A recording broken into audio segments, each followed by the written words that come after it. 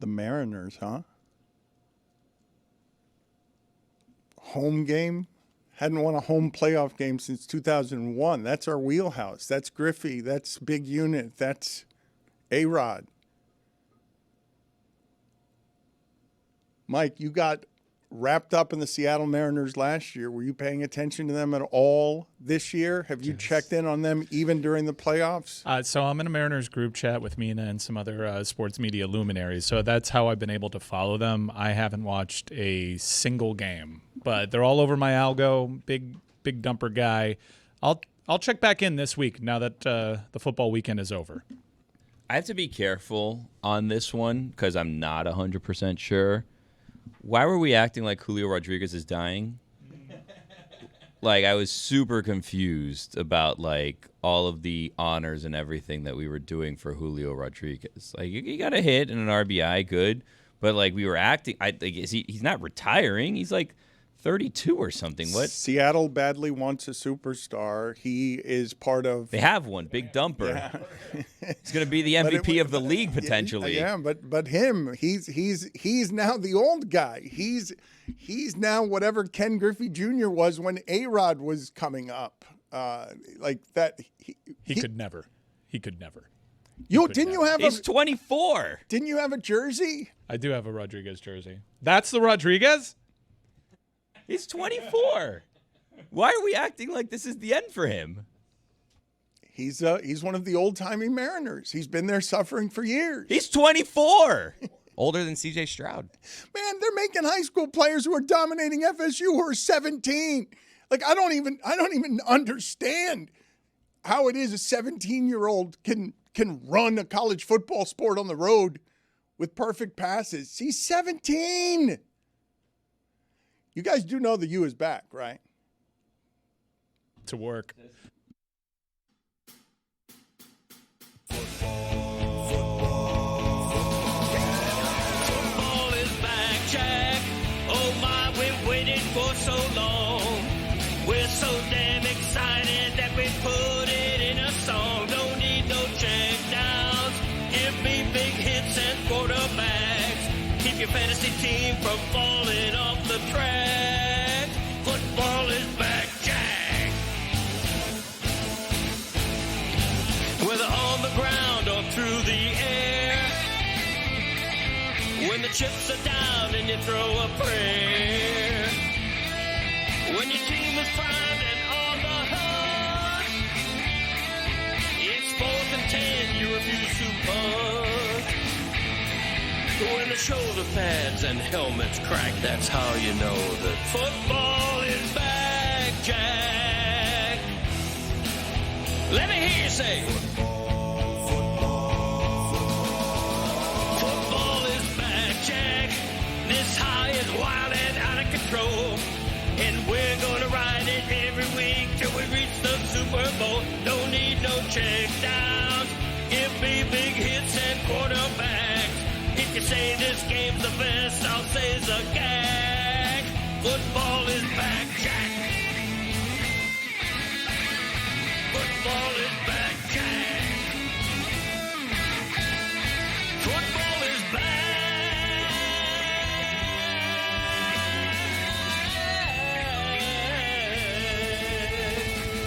Football is back, Jack.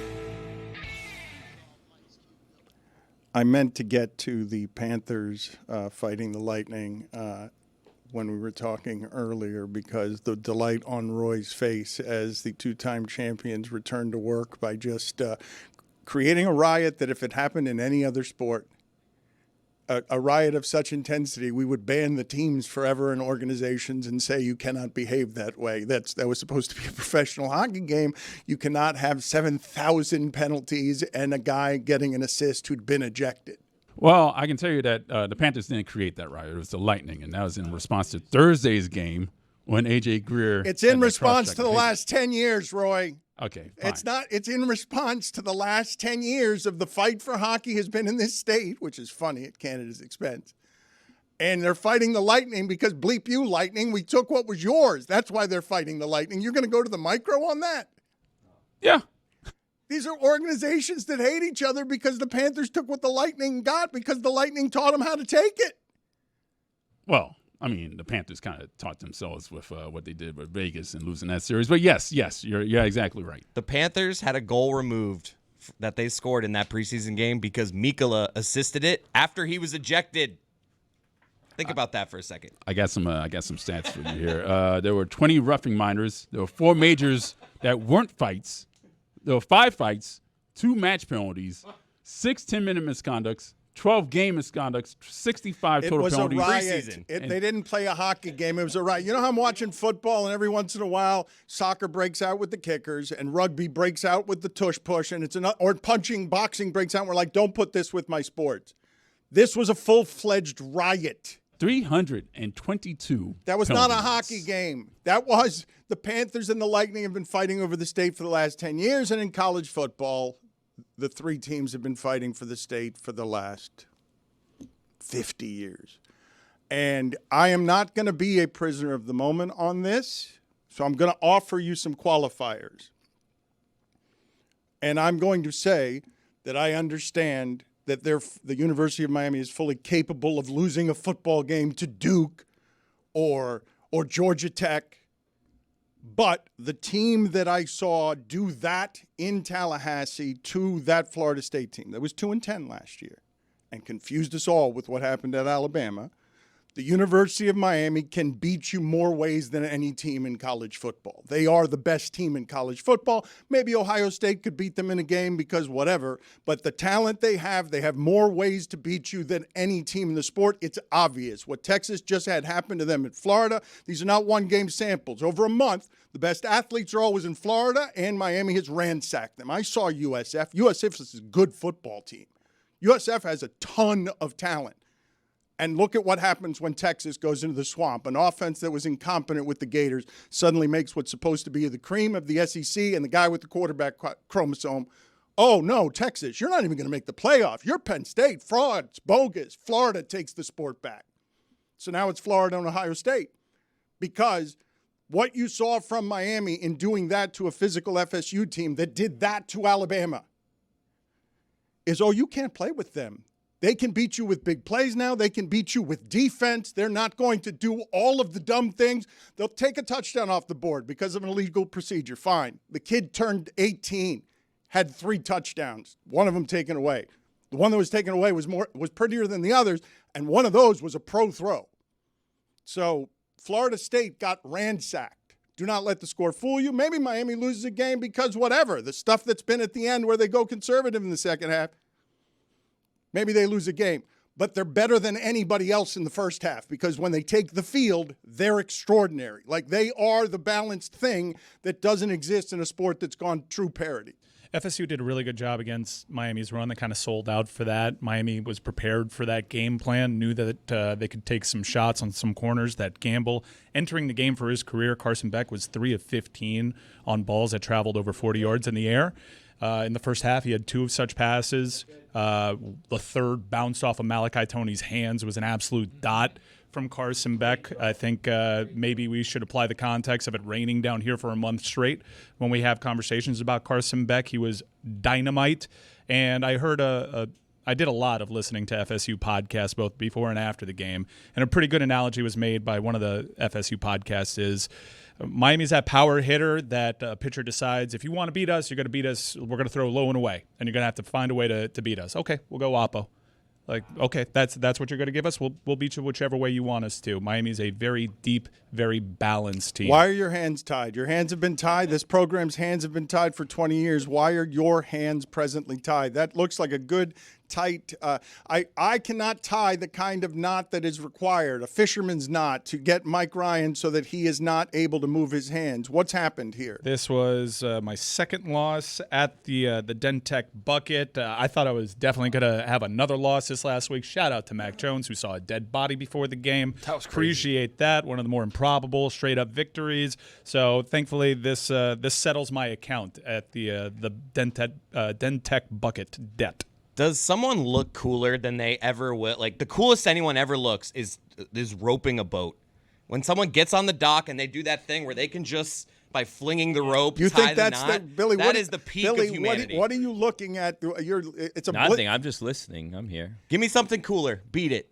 The guy hops off the boat. Everyone else is still on the boat, and he's tying that thing down without even having to use a second hand. How about pushing off when you're untying it? You're pushing off the dock. No, and the you're untie last is not guy. as cool as the tie. No, you don't know what you're talking The about. untie, no, it's cool. You kick off the dock and then you get back on the boat with one leg. Cooler. Ooh, that is cool. You're on basically both. You're on the dock and the boat. Untying. Hey, we're off back here. Boom, I kick off. And we're on. Love a boater's cruising. knot. Love a boater's knot. Chris, are you saying that you could apply yourself and then feel cool if you were coming in off the boat and what you're saying is the part that you've got covered. You're basically saying a crew member is able to do something Captain. with such dexterity. Well, it doesn't have to be a captain. It can just be somebody It's from not the the crew. captain. Well, Captain's have you driving guys the ever boat, gone out with someone that's like one? It's not. I don't have a yacht. Okay, you get like a captain that he's the only guy on the boat. He ends up doing it all. You guys, You got to help him in that spot. Yeah. You got to help. I'm just telling you. I've been on a boat where the captain does it all. Fine, Chris. These are details that are not No, particularly... they wanted to jump down my third. Oh, the captain. Yeah, the Well, captain. because you're saying it's the coolest like the thing. captain would ever do that when they always do that. It depends. Not yes. always. You Depends the size of the boat. You Out on made a cruise yourself ship. a man of the people by being on a smaller boat where the captain does all of the work. No, Okay. a man of the people ties the knots themselves and drives the boat. They don't have a captain. Chris is like upper middle class trying to relate We hired to the somebody to poors. drive us. Yeah. Every 3 years, I rent a boat for the day, and we have a captain. Once every 3 years, though. Don't get crazy. I'm saving up for this. Chris has got it right for him because he likes the idea of a captain who's in control of the seas. Down here where it is difficult, any one of us would try to tie up that boat and we would do real damage to that boat banging against the side because it takes the dexterity and the winds do not cooperate and neither do the waves. I've seen Hanover Beach swallow all these amateurs who don't understand the inlets around All the Tonys over here. Captain Tonys. Hold on. Why am I being? How I'm many the one boats that has Tony I'm defensive lost? right now. Thank you. One and two. I'm lost the, one? No, none. I'm saying Oh. the first mate. What I usually am on the boat that my father-in-law has. Call yourself that? I'm the guy. No, because he's the captain. The captain can't drive the boat against the dock and then jump out, tie the boat, and then come back and then tie the other Chris side. is saying he's had a one-man crew who's an amazing one-man band. And you be guys done. just sit there and watch him? because I'm hammered. He's doing middle class. Well, that's why it looks cool. This probably. is what's happening. Middle class drinking, and he just gets on a boat. Your captain takes care I'm of like, everything. "You need help?" He'll bring out some like, pig. "Dude, sit He'll down." bring out some pigs in a blanket that he got at Publix, and Chris is riding the high seas on a Sunday like a baller. Because he's got a captain, but it's a one-man show unless he brings his son Can on I Sundays. help? Just shut up and sit down. All right, thank you. And Maybe one you Cuban just guy. think the captain's cool. It's not the act of it. You just like the captain. It's the act of that No, rope that being what tied. the thing I'm saying that Chris has right is that captain can get off a boat and he'll lasso the entirety of the seas. And it's impressive that he could do it without any help because our winds are strong.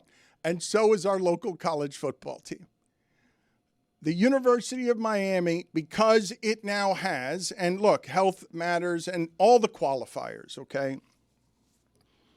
In a one-game sample, anybody can lose. But what Ruben Bain does to get that 15-yard penalty, he's physically more menacing than everyone who is out there on the defensive line. He's a clear top 10 pick, and you will not throw against them consistently because they will keep plays in front of them, even if it's Castellanos. And Castellanos is good, but he felt a little bit like he was out there by himself. It's like, I'm as good an athlete as some of these other guys, but my front lines aren't as good as their front lines. And it's on both sides because you say Carson Beck in the rain. No, not Carson Beck in the rain. Carson Beck with no one around him playing a different sport because it's not loop-de-loops. It's because those defensive linemen are not going to be able to get past those offensive linemen. And so that's an easy game. Carson Beck can play that game for any team in the land if you're going to protect him like that. He'll get receivers open at Kent State that way because Castellanos was not allowed to play that football game. Castellanos. No. Hold on. Why is it Castellanos? Why did Because that's No, what he wants. he's saying it I'm wrong? with you, Tony. They keep telling me that I can't change his name because his mama called him that. And I'm like, his mama doesn't call him that. His mama called him Castellanos. Llanos. He can't Lanos. change. He can't change it. He's not allowed.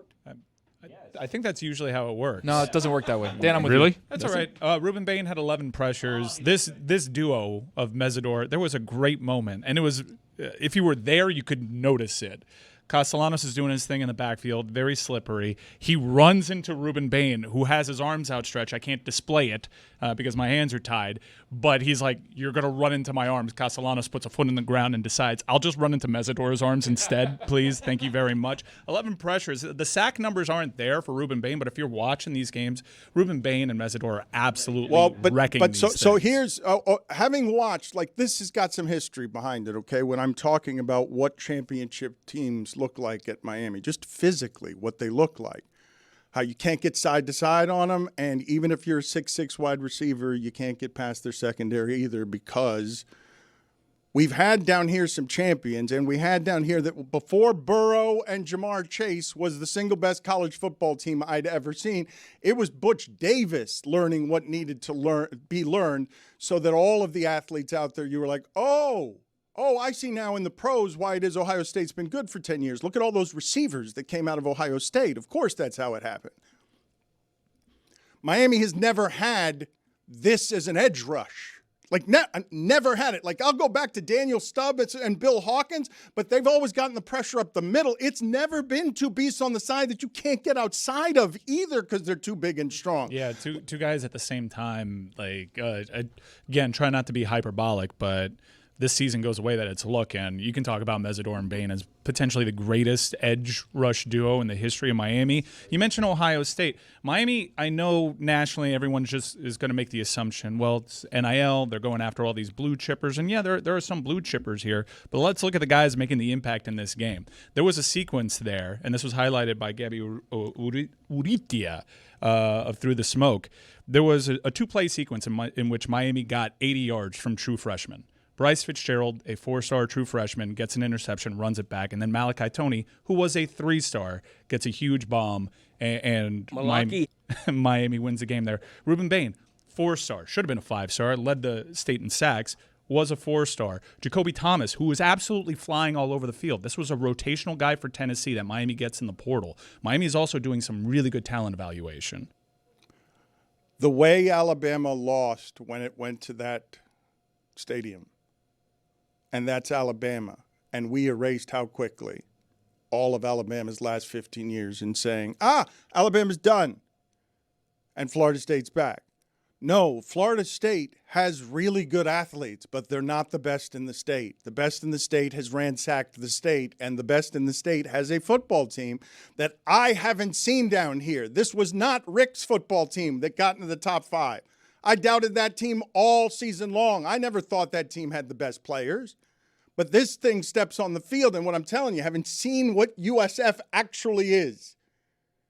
To drag them physically is to look at what happened with Texas when they went into Florida and are like, no, they're playing Florida football down here now. SEC, all that's been erased. Like whatever the gerrymandering is in the jurisdictions, no. You get all the Florida kids, and you can win the state. Everyone in the country knows you can fight with Ohio and Alabama and Georgia and anything else that you want to put out there, because physically what Miami is doing, Campbell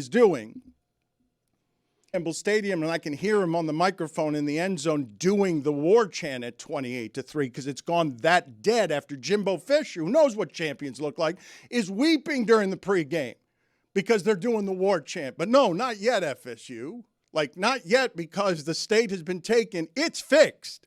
It's like, have no question that when Castellanos is being pressured 31 times and Beck is being pressured 6, it's fixed. Like, whatever you had on you thought their defense could not be trusted. No, Castellanos is a tremendous athlete. He did that to Alabama in that stadium. He was fighting at the end. It was impressive to watch him. Janos. What's fixed? Everything at UM is fixed. Yeah, but Beck's gone next year, so you have to start again. Yeah, Cameron Ward was gone last year. Okay, well, I'm just saying you can't just say blankly but it's fixed they with can NIL get the play. and the way things work now. I think Mario Cristobal has shown over the last 3 years, if there's a problem, he'll solve it. Check out the hook while his DJ revolves it. Wow. Beck can get hurt, Billy, and it can render moot some of what I'm saying. Health can render moot much of what I'm saying. The playoffs also, by the way, with so many rounds, I mean, they'll probably get a bye, right? But you have to win multiple rounds to get to the national championship and then win it. Like, it's not just... That's insight we only get here. Well, I'm just saying, it's not just, hey, finish in the top 4 and you have to win one game and you're in the championship anymore. I think we're aware of what the standard is. Okay. But Billy, yes, they can turn the ball over 4 times in a game and lose. I've seen Miami lost to Penn State in a championship that made Penn State because they had a team that was that good and then had 6 turnovers and they lost. What I'm saying is that what I'm watching physically is as good as anything. It's obvious. It's obvious to the eye. Like they could turn the ball over 5 times and lose a game. It wouldn't change my opinion on they just dragged monster athletes through Florida, through USF, and through FSU. Dragged all of them. Which is going to be the scary one on the sketch? Come on. There's a couple coming up here. Which one's it going to be, Mike? Yeah, look, looking at the landscape of college football, if you ask yourself honestly, is there a team in this country that can run the table perfectly? I think Nick Saban, who, by the way, is unbelievable on TV and has found a way to be really good and insightful on TV without being overly charismatic. Yeah, honestly, Tom Brady should borrow a page from what Nick Saban is doing because the audience is rooting for Tom Brady. Lean on your insight. Tell me your knowledge of the game. Give me a little sneak peek into that brain of yours. Nick Saban does that routinely. And Nick Saban was tremendous on College Game Day this last week. And he made the point, we had a lot of great teams. I've won 7 national titles. You know how many of those teams went undefeated? 1. Teams have adversity. Miami is going to face adversity in these games. They've faced adversity. I think they're really well positioned. Miami looks like they can beat anyone in the nation. I do think that there's this upper tier in the nation, like Oregon, Ohio State, certainly. Texas Tech? Well, Texas Tech, we'll see.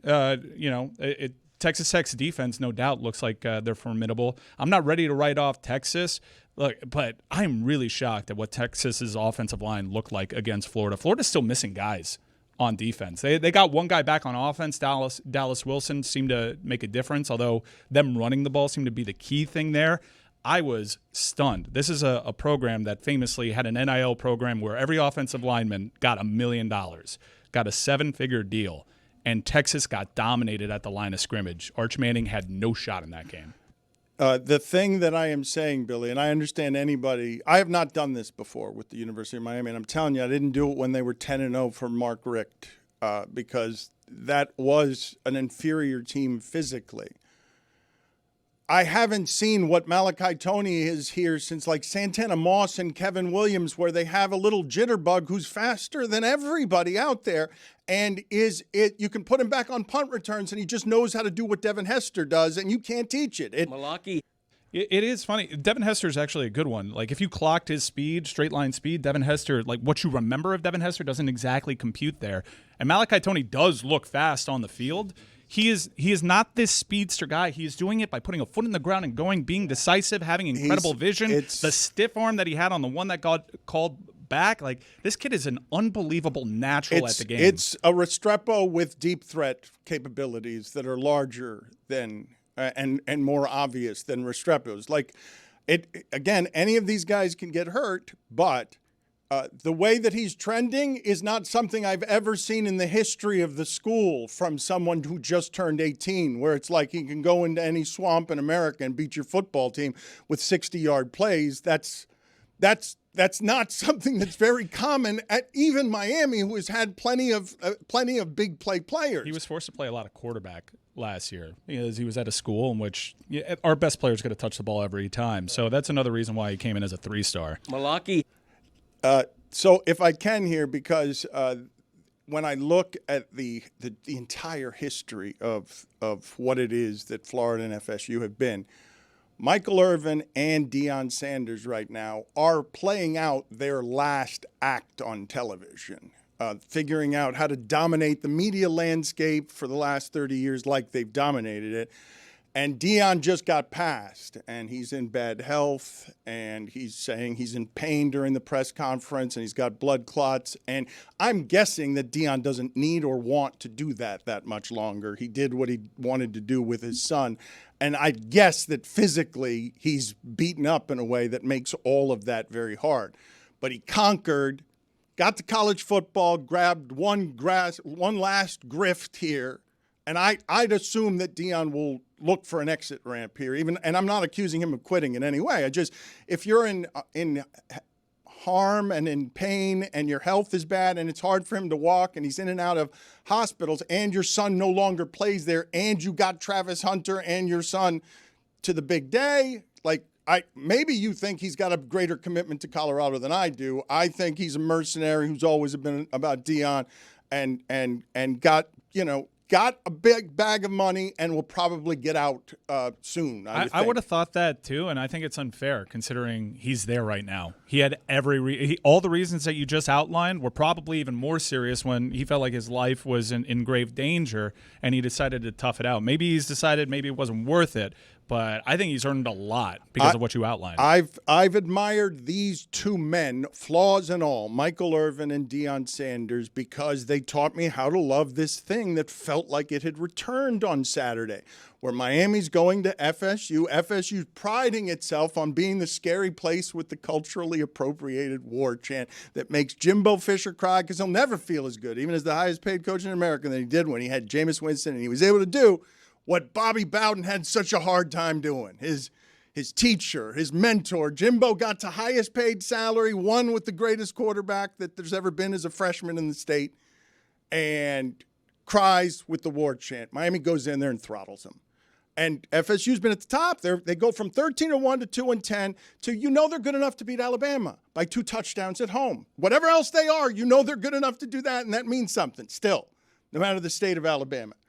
To see Michael Irvin attach himself now because he realizes, no, that looks like the championship things, and I am still the guy who used to call my old dorm number from the champion Cowboys just to make sure that those University of Miami kids were doing the right things. He has now become the new mascot for the University of Miami at 50. He's reinventing himself. Television jobs are drying up. They're hard to get. Like, he's on First Take with Cam Newton, but there aren't a lot of spaces right now for Michael Irvin. So what's he doing? He had one until he cost himself the job. Seems to be taking a belt to the side of the BTA, wall. Dano, BTA. That is correct. He's on Media Hard Times, but he's officially allowed to be the University of Miami's mascot. Who? Can you guys find this for me, Lewis, in the back room? It used to be that the mascot, the Ibis has had 2 legendary scandals. One, he was handcuffed on the field at Doak Campbell. There's a photo of that somewhere. The Ibis mascot was handcuffed on the field. The other illegality was an Orange Bowl game that wasn't supposed to be a home game. The Hurricanes weren't allowed to come through the smoke, and he still brought out a fire extinguisher anyway. Those are the 2 great scandals of the greatest mascot there's ever been in South Florida. Michael Irvin's better. Michael Irvin should forever be the mascot for the University of Miami football team. He could be Yama Yama. He could be Dolphin Denny.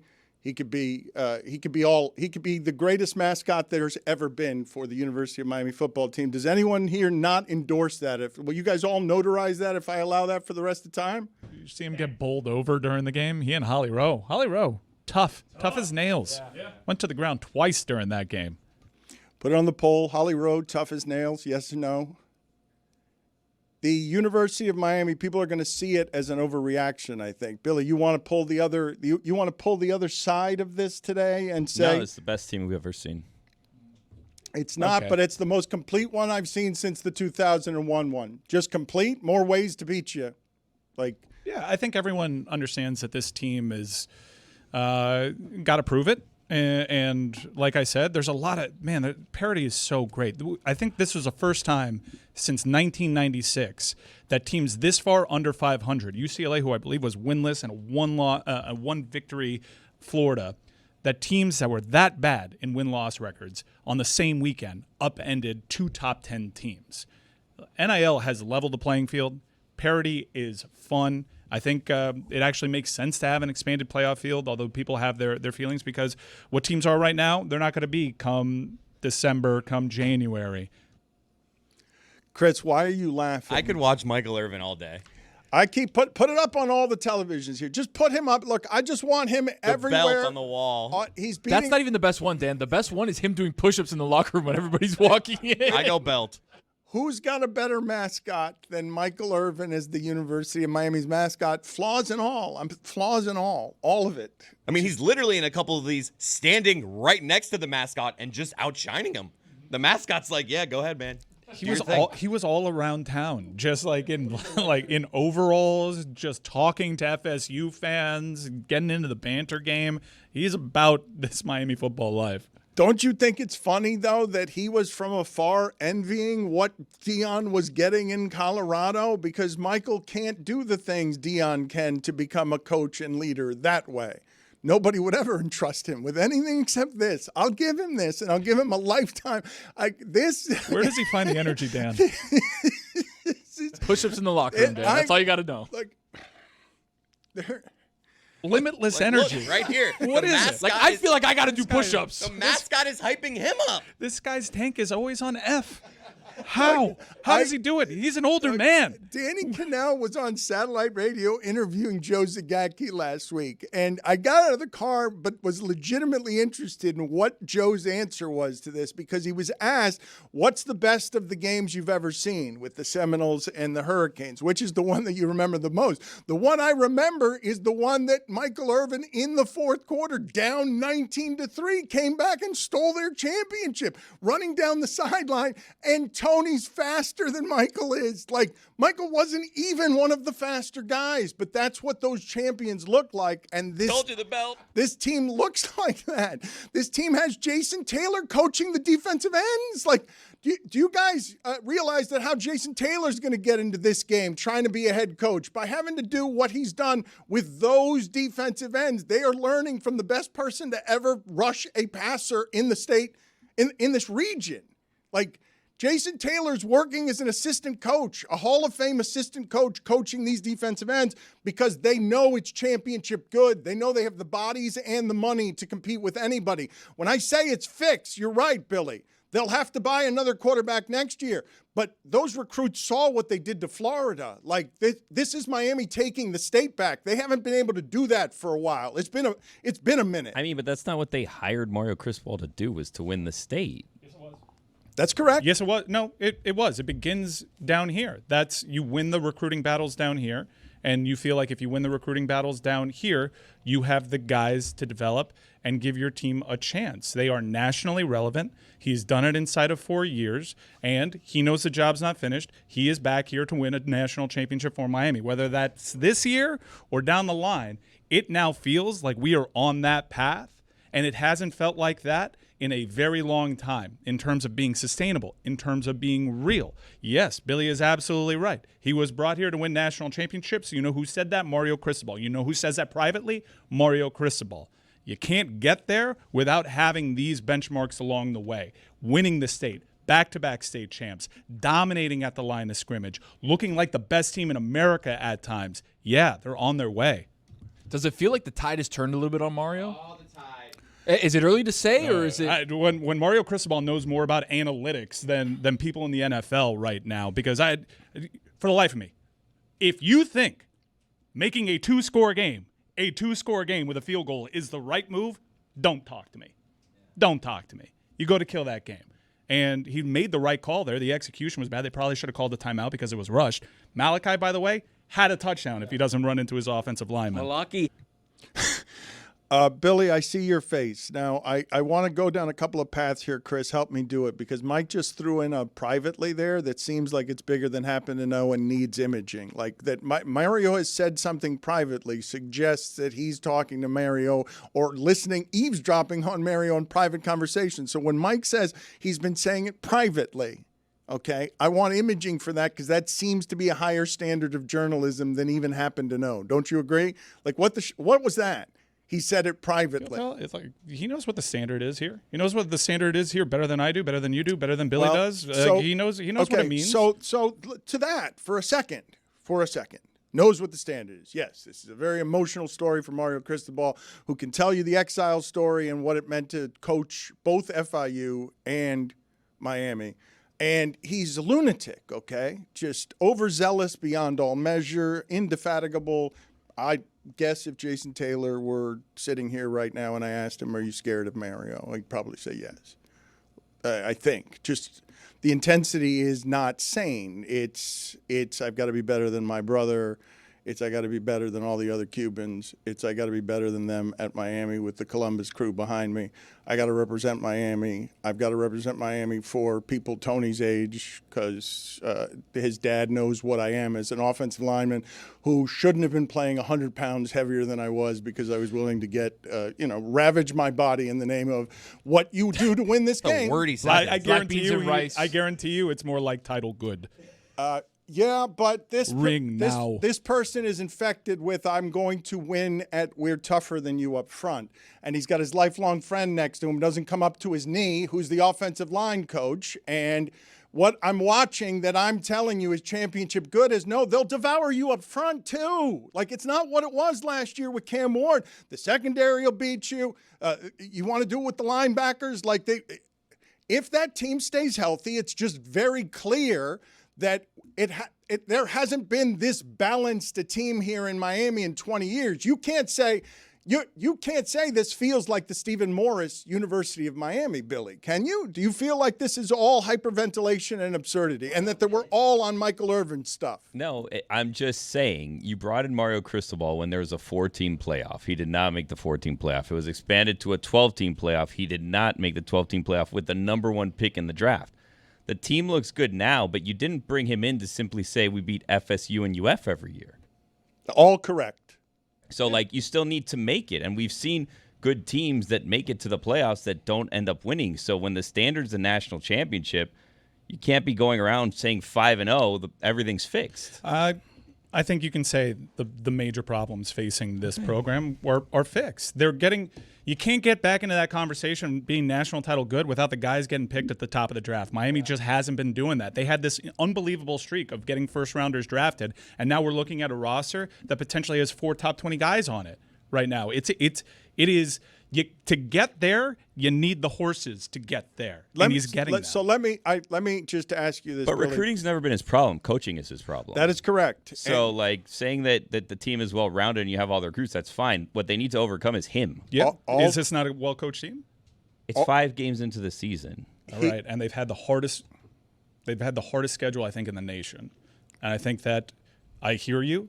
No one's debating whether or not Miami needs to win a title to get absolutely back. There's times for Mario Cristobal's criticisms. There's been plenty of ample opportunities for you to criticize Mario Cristobal. I'm not criticizing him. I'm just not throwing a championship parade because it's 5-0. He's criticizing the "they're officially back" statement. I mean, they're back and being in the conversation. They were in the conversation last year. Can I give you some of the history, though? When I tell you, in all of the last 20 years, you've never heard me say it. I don't do that. I haven't. And so maybe it's my arrogance saying, no, I know what looks championship good down here. I've seen it 6 times. I'm saying, oh, no, I'm looking. It's not just that. It's what happened to Texas in Florida. It's doing the SEC's not actually out in front of anybody. It's all just mirage now. So Saban took all that with him. Miami is so good this season that they're changing people's minds about teams after they play them. I guess Notre Dame must not be that good. USF, they were ranked. We forget everything that we were saying about them being able to go into the swamp and beat Florida, but they must not be good because Miami throttled them. Look at Florida. They're broken. What happens their very next game? They beat Texas. And not just beat Texas, dominate them in the way that Miami dominated Florida 2 weeks earlier. Miami's a good team. I'm not going to allow people to reverse, to change the narrative around FSU's offense too. Look at those numbers. They've been moving the ball crazy well.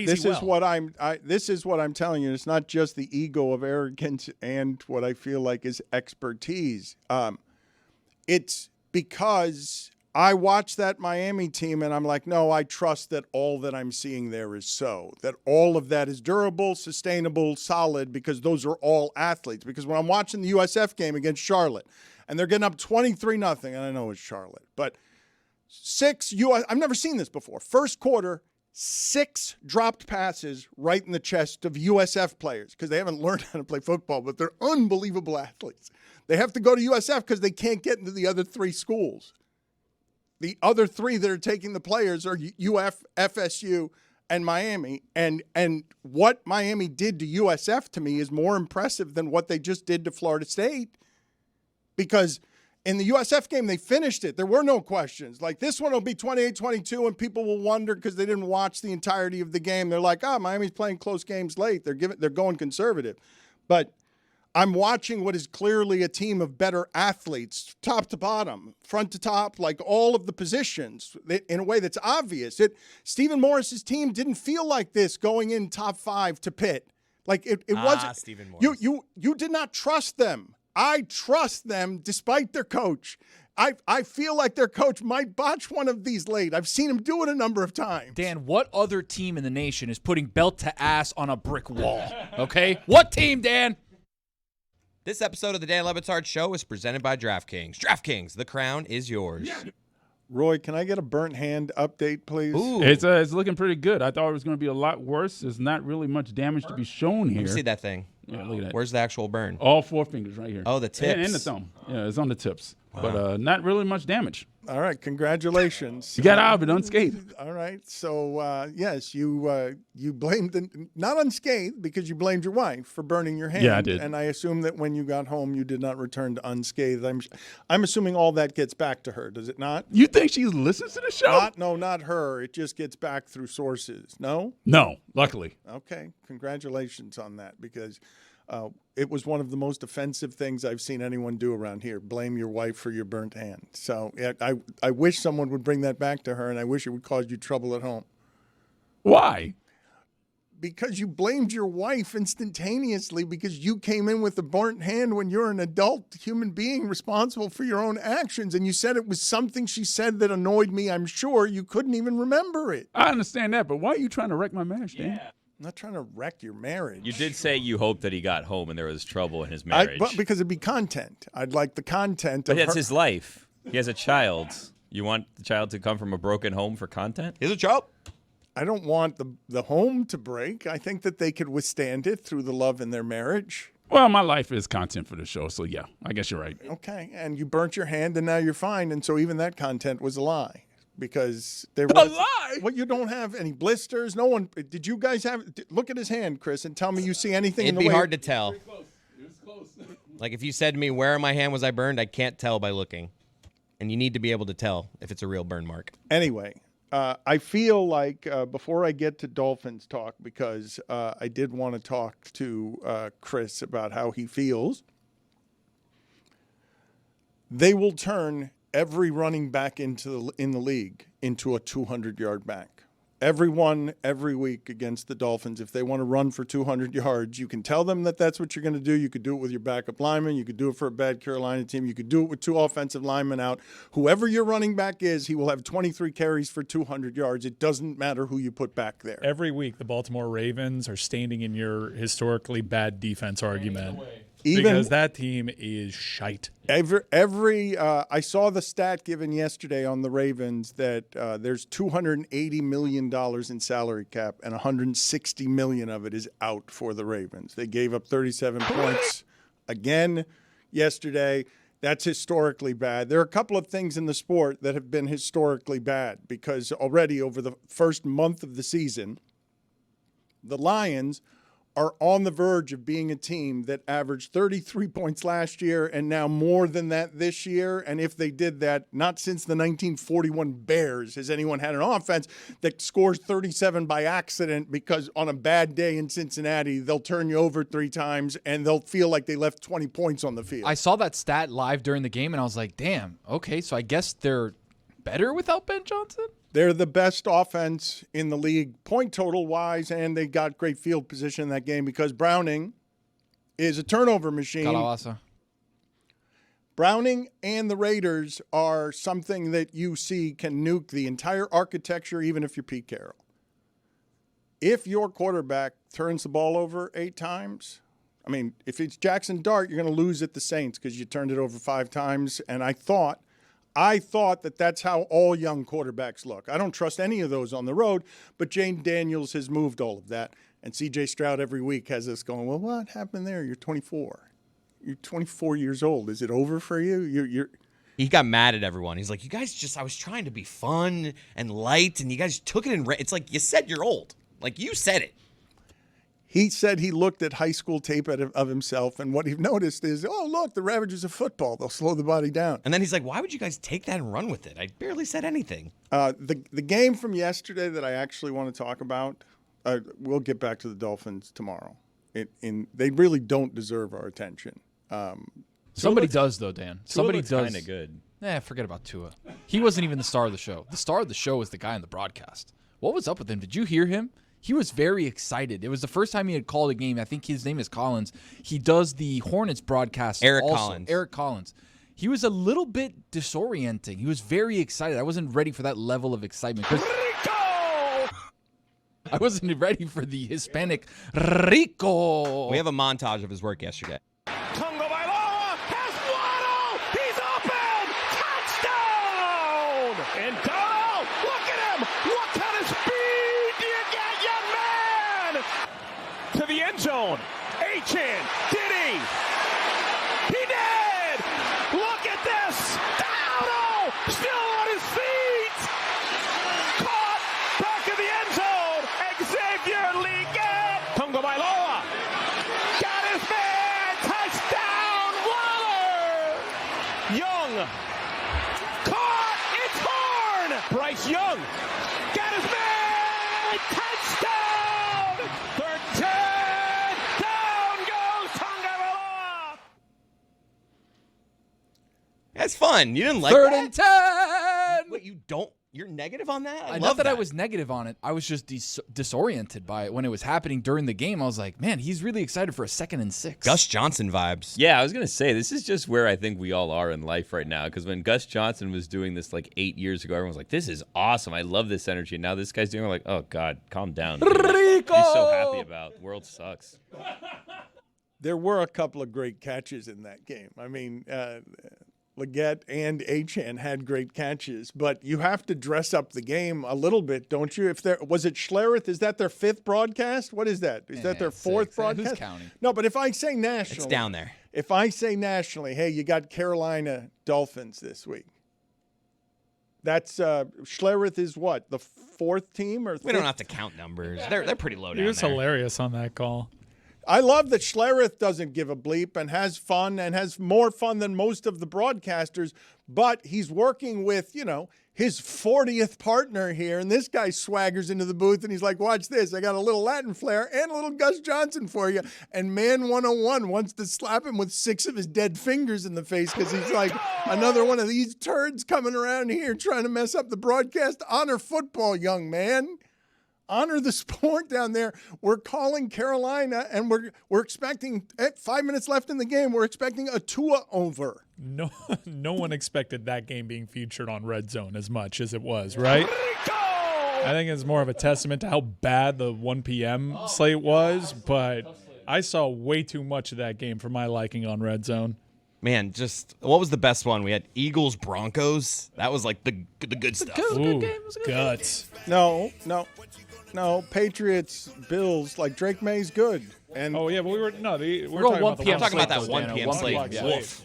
witching hour. Even Scott Hansen was like, we got some work cut out ahead of us. So Denver beats the Eagles. Eagles could be 0-5. That one's funny because close games in that league. And I saw that the stat on Jalen Hurts is 10.5 home games, 0 interceptions. They just hold the ball, beat you up, and it's like new football. Lions and Eagles. Going to punch you in the face all the way down the field, and we're going to do it with Dan Campbell's mentality. And they've got the most physical teams in the league.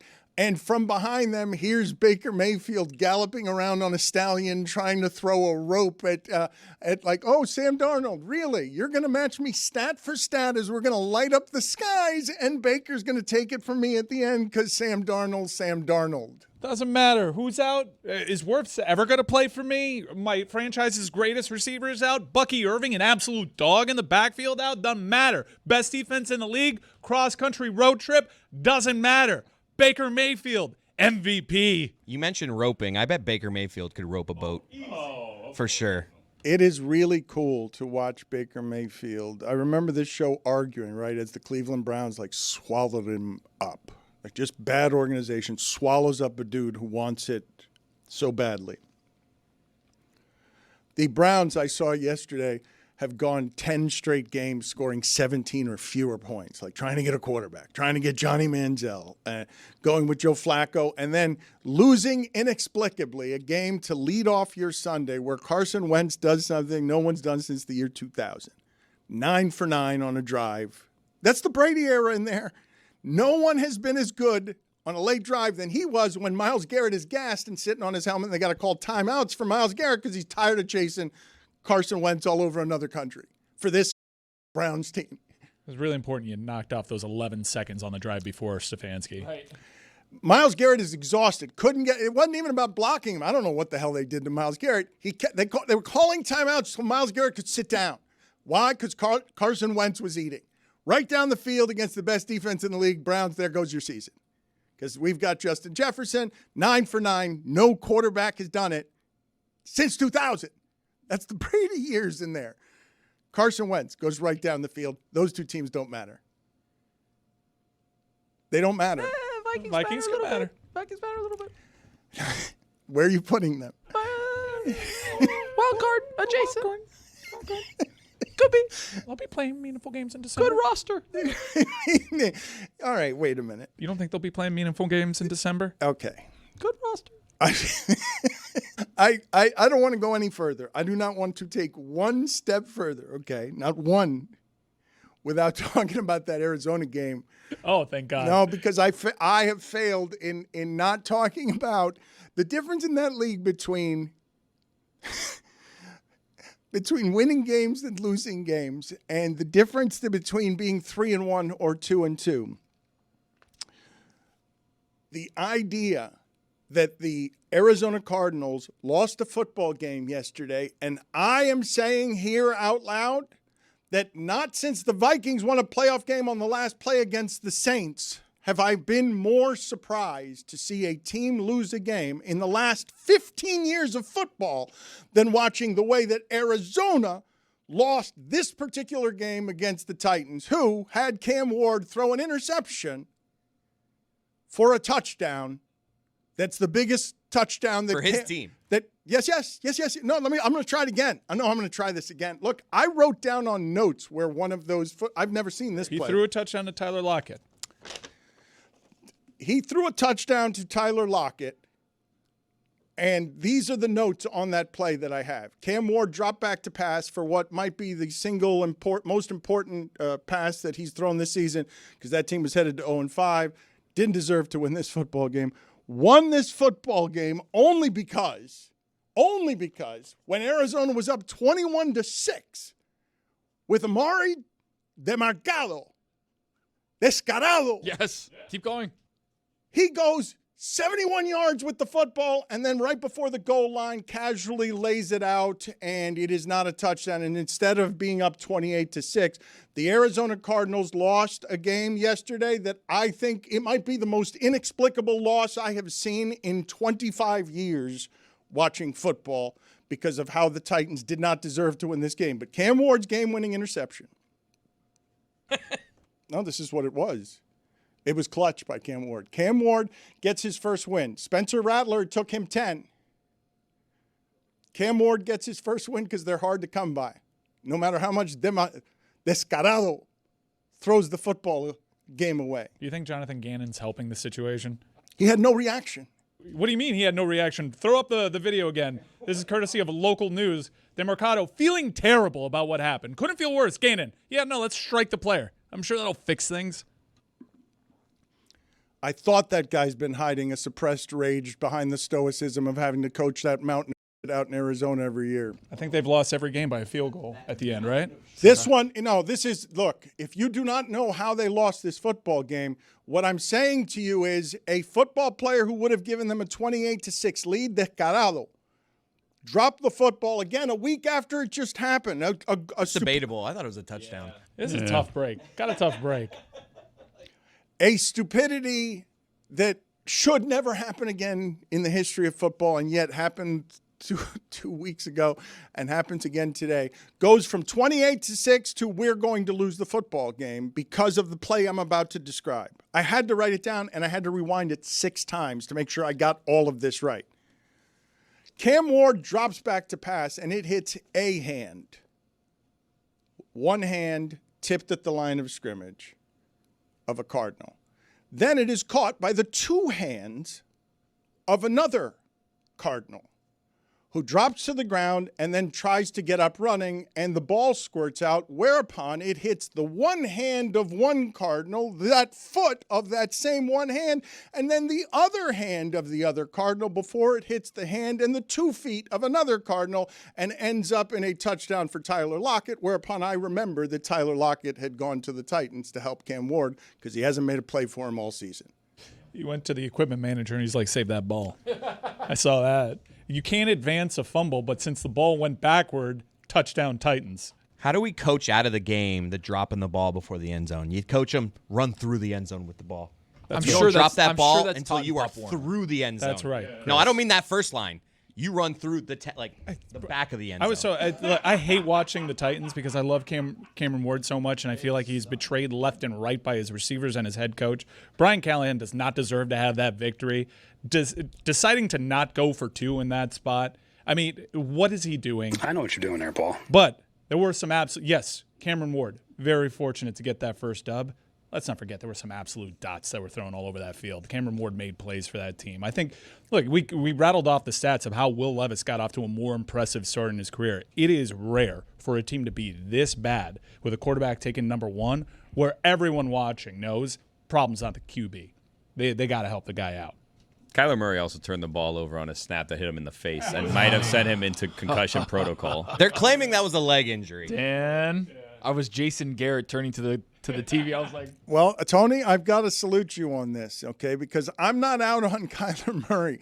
But look, you talk about an unprecedented day for me because it hasn't been I have not in 20 years said the U is back. But this is what I am willing to say about the Arizona Cardinals.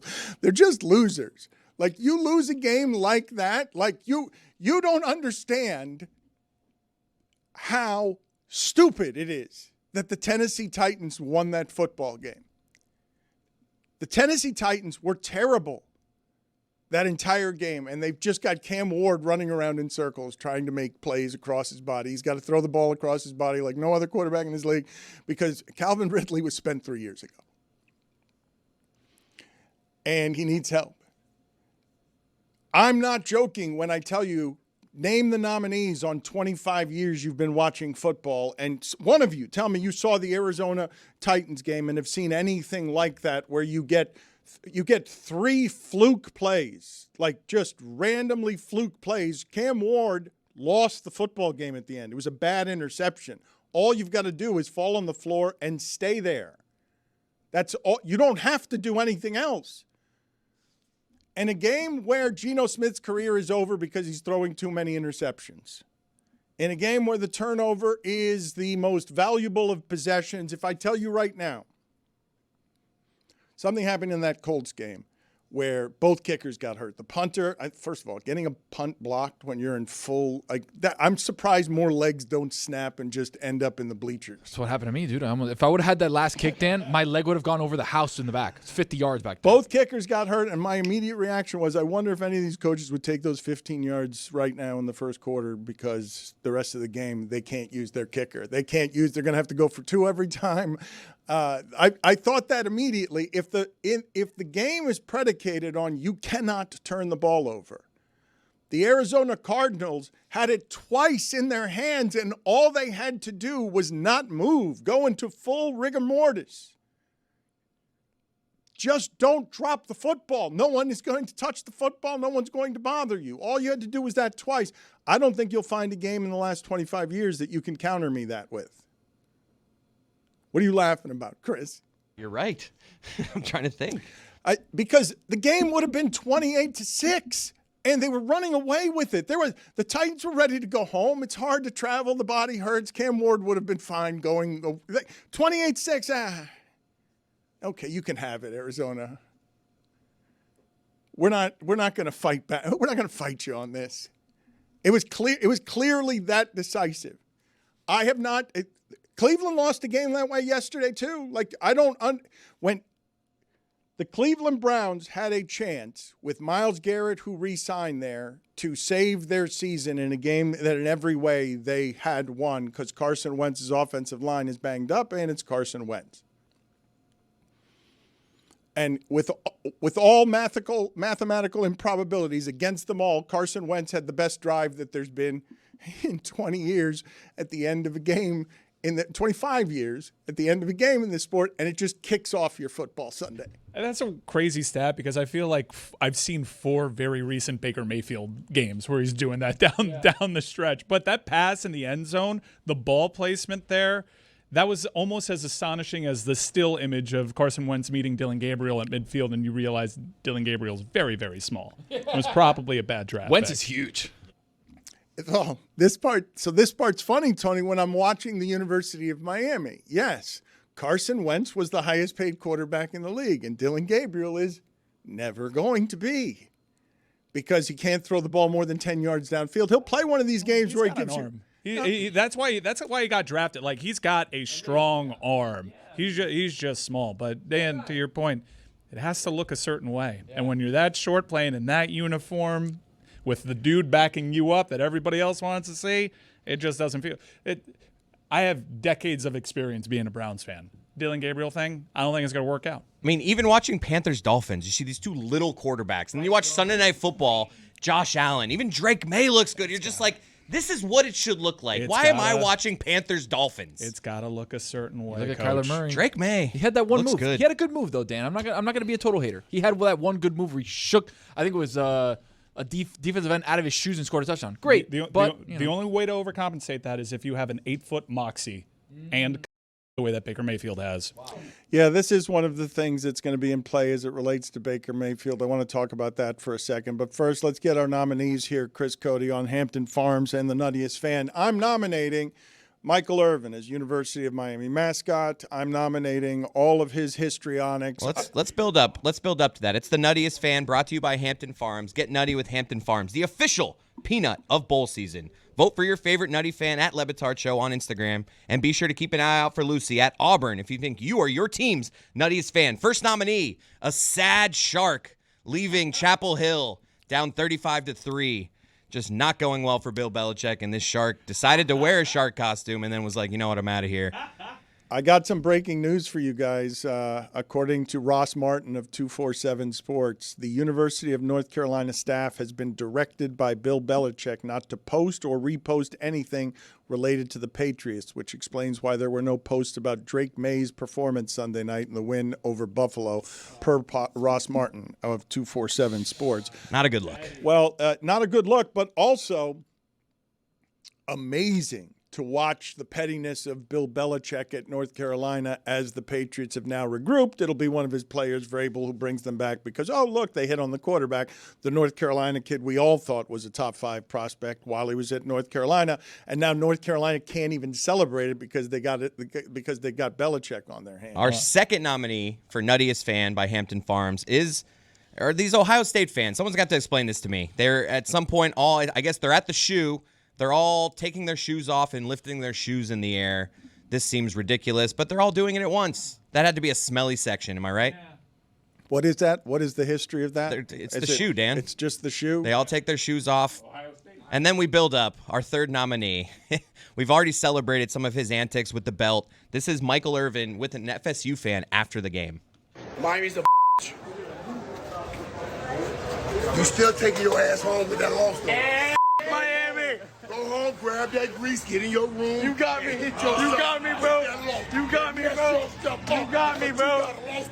You got me, bro. You got me. But you taking home that defeat, and you busting up Mary those 5 fingers tonight like a Lord. Yo, that's legendary. The fan. That's legendary. Michael had time for him. I love that because that was heated. You knew it wasn't going to get physical. It was just good, friendly banter between fan bases right there. I don't know. Did he know it wasn't going to get physical? I think both of those, I mean, obviously, the FSU guy wasn't going to do anything. I think Michael Irvin was under control there, just giving the guy the business. Control. Just giving him the That's business. under control. I never Puffed thought up he was his going to hit him. chest. Never thought he was going That's to hit late him. at night. How does he still have this energy? Are we still living in a world where you can assume that famous former football players just aren't going to attack you? That's fair. Mark Sanchez. Yes. I didn't know what to do with that story because this is how that story came out. So, Mark Sanchez was in Indianapolis for Colts Raiders. The Raiders season is a disaster. Pete Carroll regrets coming back. What am I doing with my life? Geno Smith's not going to fix this. I'm not going to be able to fix what plagues the Raiders. The story that comes out during the football Sunday, Mark Sanchez stabbed in stable condition. So there's an outpouring of worry for Mark Sanchez, former USC quarterback, the best thing the Jets have had at quarterback this century.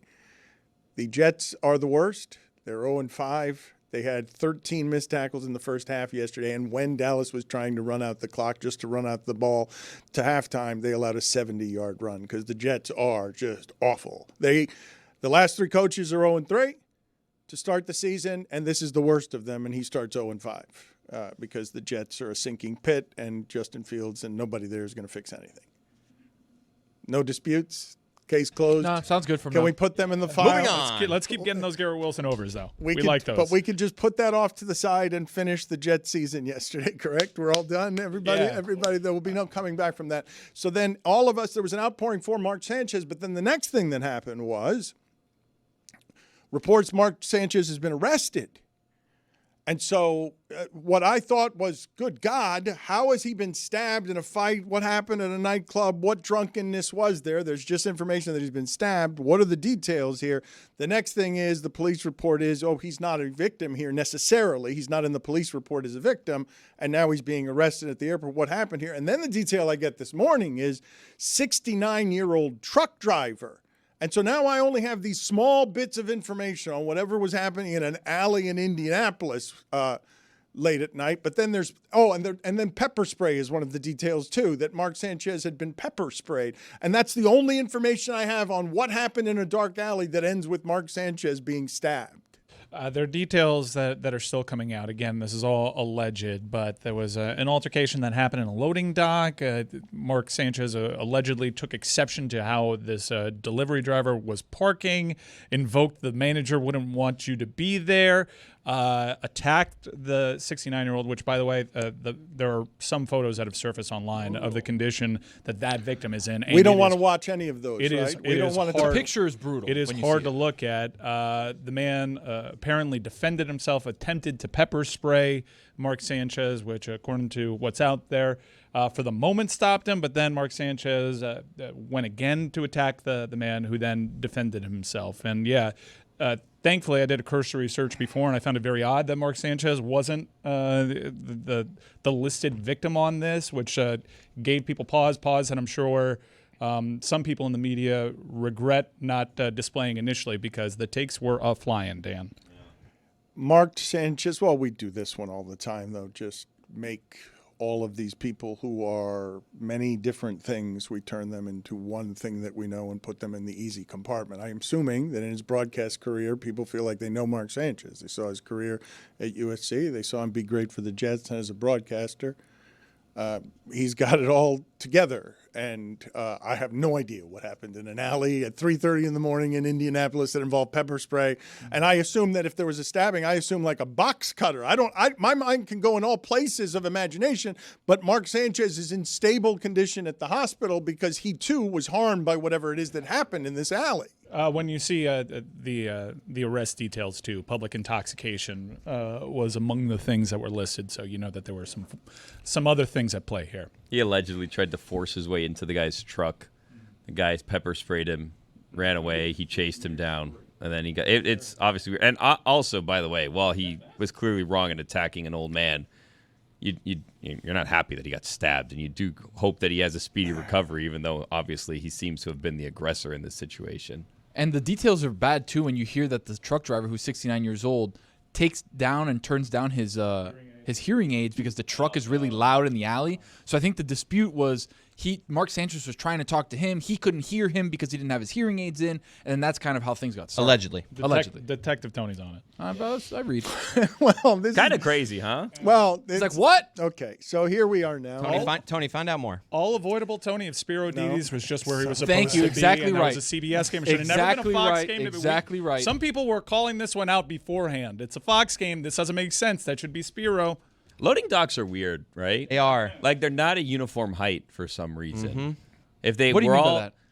well, like some loading docks are not tall enough for the trucks that are bringing in deliveries. I thought they're all designed for like 18-wheelers. Yeah. You would think, right? But like I don't know if you guys drive here, but in No. the morning sometimes there's often trucks making deliveries, and they just take up one lane of traffic because the loading dock in a new building only has like 15-foot clearance, and I guess this thing's like 18 or 19 feet tall, which I don't understand why you don't have like a universal height for loading docks, which then lead to traffic jams. And I don't know if that's what was at play here. I'm not going to look to excuse anyone's obviously horrible behavior, but you do wonder if that had a higher maybe clearance, maybe this would have been avoided. It is a weird thing to get hung up on where he's like, hey, you got to move this truck, bro. And it's like, At like 3 in the Okay. morning, Like, I'd be what like, do you- no, "What? so You're look. walking around like." what are you and at doing first, here? it was a DoorDash driver. I mean, that was a massive All right. order if he was driving an 18-wheeler.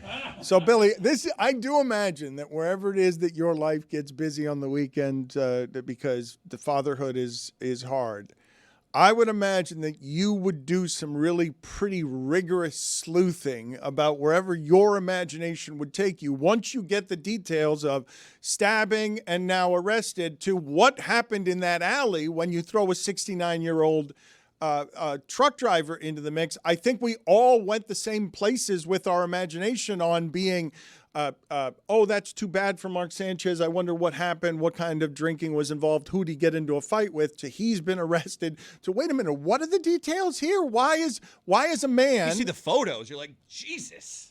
So what, and so then after that, everyone's like, well, if he's pepper sprayed, now we're just wondering about substances or whatever it is that the mind will do in the imagination of what happened in that Indianapolis alley at 3:00 in the morning. Is that fair? It is when public intoxication is one of the things that are listed for us to peruse. These are not the actions of someone of a clear mind, if we're to believe what's in the reports. That is not. That is shocking behavior for Mark Sanchez, which is why the takes were flying, because surely no one in their minds could concoct this situation. If I told you this ahead of time, it's like a random name generator with random violence. It doesn't compute. Tony will continue to gather. It's also very rare where the person who was stabbed multiple times was very clearly in the wrong here. I don't know about you guys, but when it comes to how it is America sells its football, and Tom Brady is the most expensive guy because he smiles and he'll interview your receiver after the game. Mark Sanchez carved a lane through New York media of being not one of these great quarterbacks, but a poster boy for USC football, a poster boy for winning, and the most successful Jets quarterback that there's been in 25 years. And I still imagine him more as somebody in a suit walking around as a broadcaster, because his post-career, as I get to live off the fame of being a former quarterback, for some reason, visually, when my imagination was thinking on these details very glancingly, I'm imagining him in his broadcast gear because I've seen him more in a suit than I have in a uniform recently. There goes the one Latino Fox ad. oh, During Hispanic Heritage Month. You guys got me, though, with all the guys they got on baseball, Pedro and Big Papi. Yeah, They that's flooded not the fair, zone. They flooded the zone. You might came back with Hector Gomez as the big Latin personality that's get to flourish throughout the media these days. How many seasons can we be done with? The Browning experiment in Cincinnati, everything there is over, and it will all be built on whatever Joe Burrow's body can withstand later, so he can make T. Higgins look. Jamar Chase and T. Higgins can only look that way for Burrow. Browning will throw 3 interceptions a game. Can't have that anymore. That doesn't work in today's league. Like that was very maybe get you to the playoffs in a game, slinging it one day, but we don't play that way anymore, kid. it's almost like they should try to trade for somebody else to salvage a little bit of the season, maybe. It's over. Okay. No. Yeah. I mean, they had to outscore people with Burrow last year, and they could not. Yeah. Look, I think we can bury some things after this first month of the season. We got Jets already. We wrote down Jets. I had Hercules Gonzalez. I didn't know who Hector Gomez Oh. was. As fate would have it, he is a former baseball player, but not presently in media. Okay. Thank you for bailing me out there. Yes. Hector Gomez. You're is good, though, not Dan. You're hurt. good. No, well, but I don't think I should be good there, though. I think Hercules Gomez, Hector Gomez. I was gonna say, you said Hercules Gonzalez, who I didn't also know. Hercules. Well, look, I guess we're all in the wrong here, and this actually underscores why there needs to be more representation. so.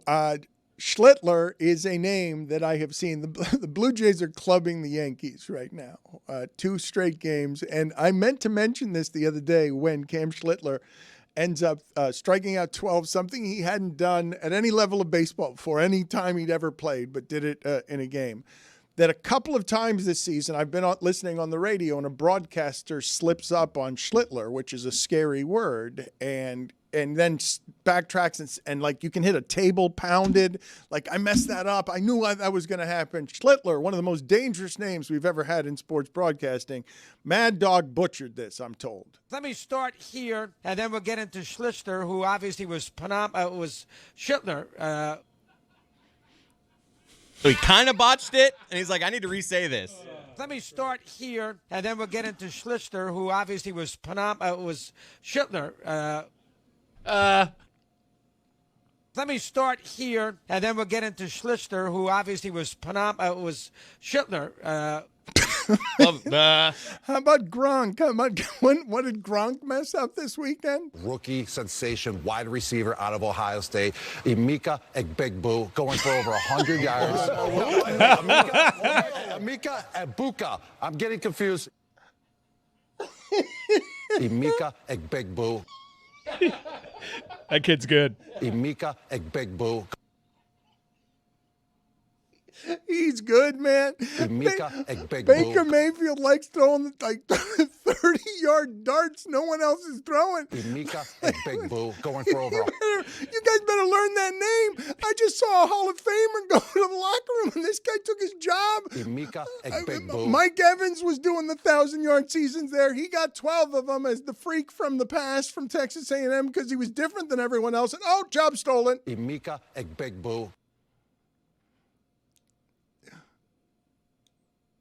Tampa's got to be legitimately good. That division is terrible. And, Baker Mayfield might have a 3-turnover game. But I cannot imagine what Carolina Panther fans feel when they see Sam Darnold and Baker Mayfield in the stat lines in the fourth quarter of that game. Oh, it's like ping, ping, 35-35. They're going down the field. Okay, both of these quarterbacks are going to do it with whoever it is we put out there with them because – At this point, Baker Mayfield has had a great many injuries. For them to go into Seattle, when you saw what Seattle did to the Saints, like Seattle's good. Seattle's obviously a team that is physical and good. To go in there and win and sling it out at the end again, because Baker Mayfield's that guy, he might as well play in cowboy boots, man. Like he might as well have a cigarette back there in terms of how much he's enjoying. Okay, some guys took the Tom Brady, Peyton Manning route of public perception, or Mark Sanchez, or however it is I'm going to present myself to the media and America as face of quarterbacking today. There's only one playing right now that feels and looks like the attitude Favre had when he was the different one with Peyton Manning and Tom Brady. There's only one quarterback out there playing like that, where it's like, he doesn't care who's with him. He's going to keep slinging it 25, 30 yards at a time. Go ahead and beat him. You're going to leave him 2 minutes? That's too much. You've left him too much. He's going to beat you on the road in Seattle. You think your defense is good? No, not as good as this is late in games. It might be good. It might be best in the league good. Don't matter because he's got an 8-foot. There's something interesting happening there. Baker Mayfield's had a rough – Go on. It's been a rough ride. He was this close to being back up, never getting any of these chances anymore. And now he's got the biggest bravado in the league. Like now, Yeah, he does. Yeah, that bravado's huge. Weighs about 45 pounds. It's impressive to see a team that we don't think is good as the elite teams, their quarterback saying again and again on the road, however you want to play the game, yes, we are. He doesn't have moxie. He has. Wow. What a great football weekend for your boy. I had the Canes dominate. Baker won. Cameron Ward won. I was looking at the Tampa Bay schedule. So many great games. We got duels with Josh Allen on the schedule. They got San Francisco next up. We got a Monday Night Football game against the Lions in 2 weeks. I'm going to see these Tampa Bay Bucks on the road at some point this season to support my beloved Baker Mayfield. And you know where I'm going to go to get those tickets? The Game Time app. Take the guesswork out of buying NFL tickets with Game Time. Download the Game Time app, create an account, and use code Dan for $20 off your first purchase. Terms apply. Swipe, tap, ticket, go. The Baker story is a cool one when I tell it through the context of what it takes to be one of the people who gets the privilege of being a star at that position in America, which makes you, in the game that most grinds these guys to dust, one of the 10, 15 guys allowed to be a superstar. Not a fantasy sports superstar, not the guy that your league loves to have. No, one of the quarterbacks who gets to be Mark Sanchez walking around in retirement with a great broadcasting career, because once we anoint you here, you got a broadcasting job for life as I'm Americana. I told you my story in college when I was at Oklahoma, and the school mattered more when I was there, when I ran Johnny Manziel off the road, and I'm the guy with the video that you can see me trying to run away from the cops. I'm an outlaw. People are all polarized by him as he gets to the pros. Not unlike Tua, polarizing guy. Why is he polarizing? Polarizing guy. Cleveland has expectations for the first time in 30 years. Never should have done it. Swallows him whole. Odell Beckham ends his career. Jarvis Landry, thanks for trying. Wouldn't want to limp through retirement with you because of how you had to play, trying to keep that machine at 500. Machine Browns don't have anything good, can't be trusted with anything good, spend all their money on a quarterback and are crippled for forever, no matter who they play back there. 17 points in the last 10 games. That's how you're uninteresting the same way you were when you were 1-31 for 2 seasons. Franchise, done. Myles Garrett, you should have forced your way out of there. They're going to eat up your career, and it's not going to be worth it, and you're tired at the end of games. And look, it's Carson Wentz, and Minnesota's past you. They'll do things with Flores. Your career's going to be wasted there, Myles. It's going to be a bummer. He seems aware. They'll make him quit the way that the Lions once made Calvin Johnson quit and Barry Sanders quit, because you can't play physically that way and be ravaged by that sport. But the Baker Mayfield story, I want to talk about this for a second, because you're not really allowed to come and ransack the league from behind on a horse collar, because no, you guys left me for dead back there, and I had one Monday night game with McVay, and I got back in the game, and now me and Sam Darnold got back to the riches, when there are 10 of these jobs in America. Like, these things eat everybody up. But what is it? Is it 10? Is it 15? How many quarterbacks? Sam Darnold's a football player. He's not a star. I'm talking about the guys who get to be personality and story, and this guy's got playing the whole game. What's the equivalent of the modern equivalent of what used to be the cigarettes tied up in the sleeve of the shoulder pads? He's John Wayning his way to victories on the road when Sam Darnold's playing out of his mind. All the games are going the exact same way. It's kind of like Phillip Rivers in a way, with the same kind of attitude. And what I love so much about Baker Mayfield, outside of his playing style, which I think there's consensus, he's fun to watch. Yeah. He is a great player to watch, and everybody roots for those situations at the end of games because they know he has the arm talent and the moxie to get the ball downfield, and he's going to try. He's going to give it his best. He was humbled by this league, but the humbling came by running scout team defensive end for Carolina. He had to save his career. Thank God for Sean McVay, because if it wasn't for that, we probably don't have Baker Mayfield doing this on Sunday. But he didn't change his personality. He kept to his authentic self. He's out there mixing it up with fans before and after the game, finding them after the game. He had every reason to change his approach to the game.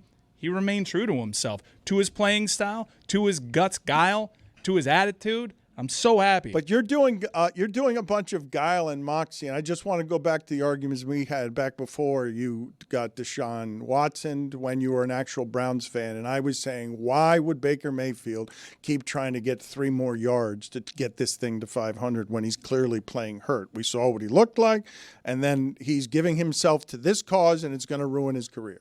It's going to end his career. That's moxie, which you just But described. none of that is moxie. That's crazy. What I'm describing to you is scout team defensive end for Carolina. Go, Mike, find that tweet you sent me the other day of all the things Carolina has given up to try and find a quarterback when they had Sam Darnold and Baker Mayfield and had to let go of both of them because clearly Carolina never knows what it's doing at professional sports. The only time they're any good at anything is when North Carolina basketball makes them feel good at something. Sure, it's never the football team. I have it here. I did the math, took inventory.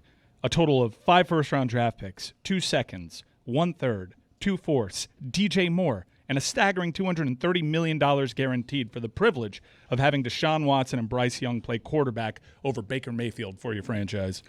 They had Sam Darnold and Baker Mayfield, and losing organizations are going to be losing organizations. And that's what the Jets are, and that's what the Browns are. But that's what the Bucs are supposed to be without Tom Brady. And this guy, you couldn't pick a tougher guy to follow.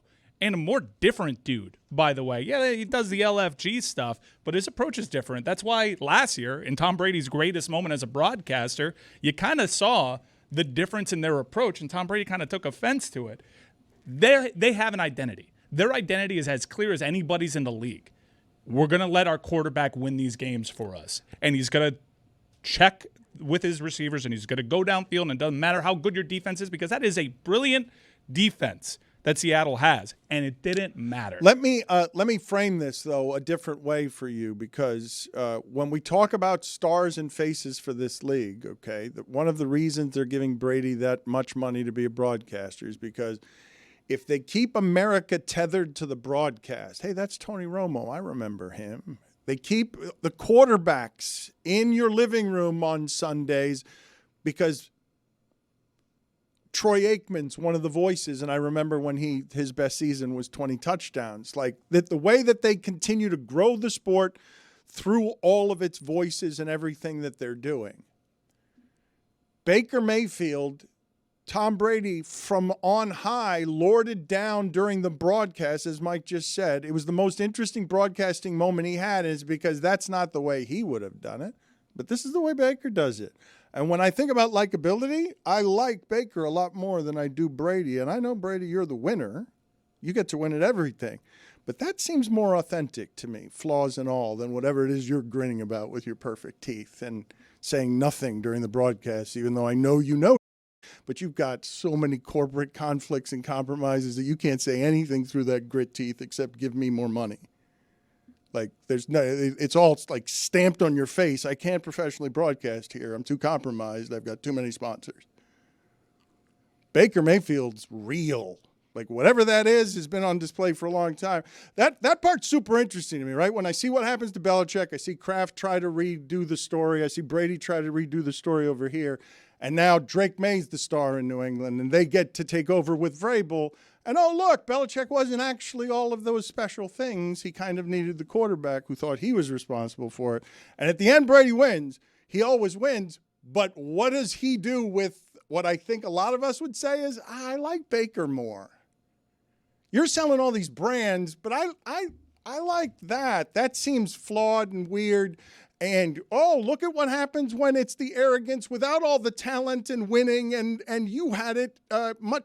Like, Brady comes from privilege comparatively, right? Like, 7th-round pick, but didn't have to go through what Baker did. Well, people liking it more seemed to be the thing that got under Tom's perfect skin last year. It's like, this team has really rallied around Baker, and Baker's saying, look, I got a different way of doing it, and Tom Brady's like, but my way of doing it has me as the greatest of all time, winning a championship for this franchise. Baker's a vibes guy. I think the thing is, America loves redemption, right? We've seen Baker be humbled. We've seen him be the best. We've seen him be chased by police. We've seen him win the Heisman. We've seen him go in the first round. We saw him broken in front of us. We saw him run DN for the scout team in Carolina. We saw him go sent over to the Rams and played on a Thursday night with 36 minutes of studying the playbook. And then with Brady, there's never been any sort of humbling. It's just been, oh, I'm here. Oh, I'm the best. I went 3 Super Bowls. Then I went 3 Super Bowls after that. And then I'm the perfect guy. It's funny. It's the one who comes from privilege is the 7th rounder.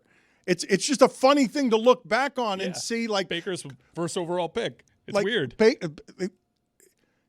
when you think about how quarterbacks are made in this sport and how we don't actually know, right? Like, we can have an argument just last week about, so hold on a second, who's better? Is it Brock Purdy, who was Mr. Irrelevant in the draft, or is it Mac Jones, who went high in the draft? Who's better? Oh, it's whoever plays with Shanahan the longest is the one who's going to get to be better. Okay, that's how it works. Thank you for teaching us that. It's an interesting thing to learn that way. Belichick wanted to trade Garoppolo over to Shanahan. They've got something figured out over there. That's Belichick, not the smartest guy anymore. Whoop! We've all seen it stripped. Brady won. He takes the credit. Kraft tells the story. Belichick is running around the earth, embarrassing himself at the end of his career, has no chance against these teams. Mike Lombardi, game passed him by, sending apology letters, everyone mocking him for not knowing what actual pros look like because they didn't get any of them, and North Carolina's not playing top-tier football. Belichick's thing ends in disgrace where they're saying as a university, we're not going to celebrate Drake May because they're rebuilding it in New England without us. It's going to be Vrabel and it's going to be Drake May, and they just knocked off the Bills. No word from North Carolina. How small is that as an ending for Belichick? Brady's not going to lose at the end here, and neither is Kraft, but Belichick loses all the way to the grave? Like, just that everything that was He's built. winning at some aspects. Which His of the girlfriend. One aspect. She's young. That's winning. to trade it all for disgrace, though, like, because what I thought that was royalty. I thought that was genius that knew no bounds. I thought that knew more about how to win than all the other people trying to compete at how to win. And now, no. Like, professional football over money's being played in college and the old men have been left out. I mean, I just saw James Franklin run out of the sport this weekend. Like, that's one of the highest paid coaches in the game. He just lost to 0-4 UCLA. That never happens to a real program. That never happens. That's a never thing. Lose to 0-4 when you're a top program in the country. Also, it's not a normal thing for the 0-4 team to have a quarterback that held his college football playoff team hostage over an NIL package. It's just a very strange time. Bill Belichick's got to struggle with it. Hopefully he realizes he's getting smacked in the mouth right now. Hopefully he realizes he's not smarter than everybody else. And I need to get dudes. This isn't about scouting. James Franklin, though, that one's a weird one. And the excuses were not great. Cross-country flight, are you kidding me?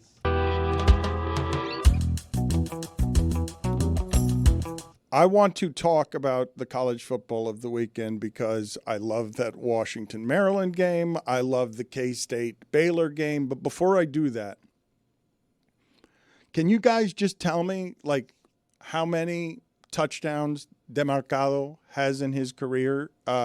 Because I was not familiar with this person's work before yesterday. And this is my fault, not his, because I don't mean to call him a nobody. He's just not somebody whose name I associated with touchdowns, even though on this particular play, he carried the ball 70 yards. He was forced to step up last week or 2 weeks ago in Thursday Night Football and made a big play. He has in his career 3 total touchdowns, seeing the playing time because of the terrible injury situation that Arizona has in their backfield. And James Conner is out, and the difference between the Cardinals mattering this season and being like the difference between 3-1. Yeah, it's all field goals. That's all their losses. They're out Connor, they're out Trey Benson.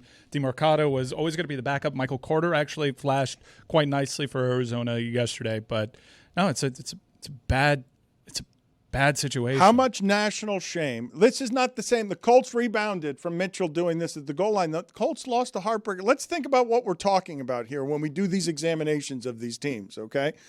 The Broncos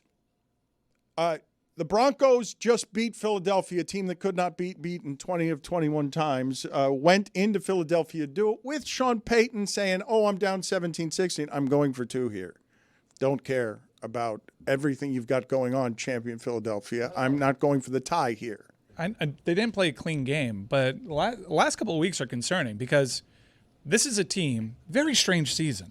All right, they're a team that is built to hold on to leads, better than anybody else in the league.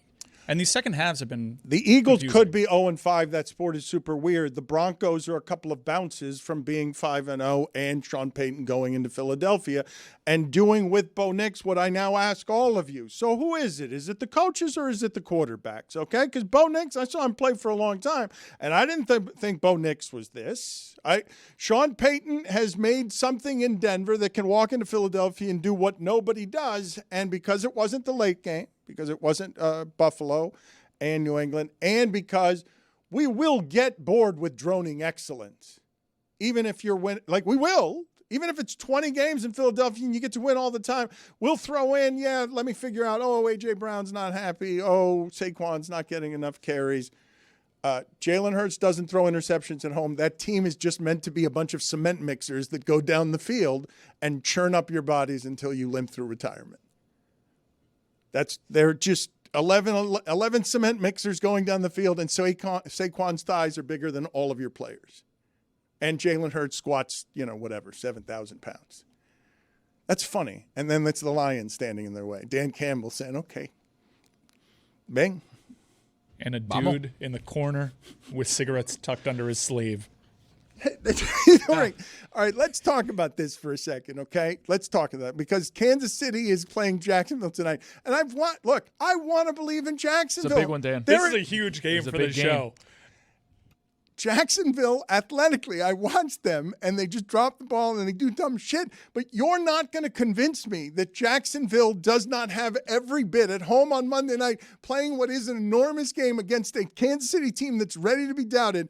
You will not convince me that Jacksonville cannot athletically show you something today to America that hasn't been watching Jacksonville because it's coming out of grainy land over there that smells like paper mills still, even though it was 20 years ago. I know it was 20 years ago.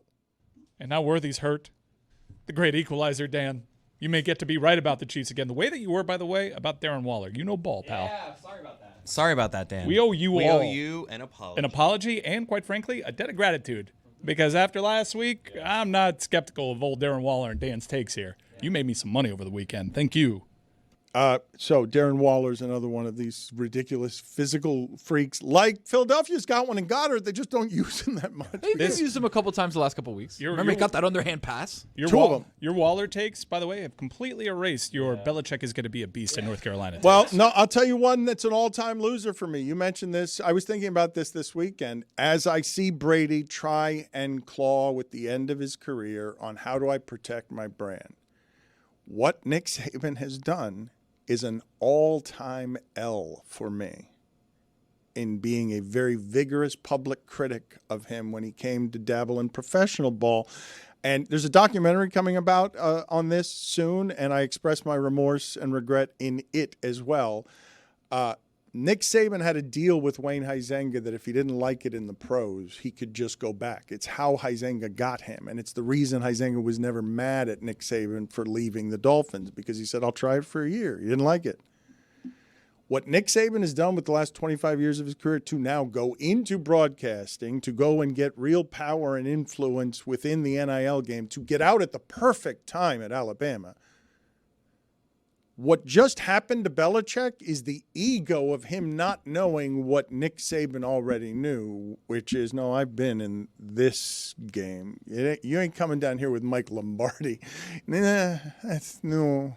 You and Mike Lombardi aren't going to know that. No. You're not that much. You and Charlie Weiss were not that much smarter than everybody. They seem to think so. Lombardi talked a lot about this conference and the coaches in it and about how their program was going to be a lot better from the jump. You need dudes. But Saban also left on his own terms, which Belichick didn't. So, Belichick left coaching or left the Patriots with a bad taste in his mouth, so he wanted to kind of change his ending to coaching, where Nick Saban kind of got to choose his ending in coaching. But do you guys realize this stuff is interesting when I watch what Deion and Michael Irvin are doing with their media legacies over the last, they've been as famous in retirement as they were during play. Again, it was mentioned by Billy earlier, but Mike's media legacy kind of towards the end. Sideways. Agreed. I'm just talking as nicely and probably unjustly so. I have my regret already from an hour ago saying that Michael Irvin should be the mascot for the University of Miami because there are some details there that are ugly. And flaws and all has always been the thing that has been in Miami, something that at the very least is authentic. But when you talk about Belichick and his legacy at the end here, there is literally no precedent for what it is that we're witnessing happen to this man in North Carolina. He is disgracing himself with what all of us thought was, which is he is smarter than everyone else, and the legacy and the resume prove it. In all the competing that Brady, him, and Kraft and the Kraft family do in the last, 10 years, the Krafts can sit here and say more credibly than Belichick can, hey, organizations win, Bill. Organizations win. And Brady would say, no, I won. I won because Tampa was a laughingstock. But the Patriots have rebuilt it. Like, that's unusual to go Jared Mayo. Okay, you'll be the guy who's the sacrificial lamb after the guy. Let's drag you out of here. Let's get you out of here in a hurry. Get a first-round pick. 2, 4, and 12 seasons. All right, we're back MVP. We got Drake May. Now let's see what the next 5 years look like. He looks good. The Belichick thing is so confusing because I know he wants to get back to the pro game. Everyone knows this. And he was always the guy that was like, keep the distractions away, Patriot away, no distractions. And the thing that is standing in his way is totally manufactured by he and his camp. And it makes everything. The lack of success is one thing. Everyone could understand. If it wasn't a circus, everyone can understand that there's an adjustment period getting into the ACC when you haven't been a college guy in this new unprecedented time where everyone's trying to figure it out. Look, Dabo's having a hard time No, with but it. the worst place, though, this is the worst place where Belichick will get swallowed. There won't be time to repair this. Like this. He could have just been quiet. He could have loved whoever he wanted to love and just been quiet, and he'd eventually get his path back to the league. And now, over the last few months, I think someone's going to take a chance on the go. I don't know, dude. He might be done. What he hasn't. We can all agree. What has he proved? He might end up down here. We can all agree. He's hurt his chances with this North Carolina thing and the ensuing circus. The precedent that I'm speaking of, okay, because I do want to stop for a moment and be truly awed by it, because whatever it is that you guys think of America's greatest leaders through sports through time, Don Shula, Vince Lombardi, whatever it is you thought greatness looked like, because those people had a way to greatness none of us understood.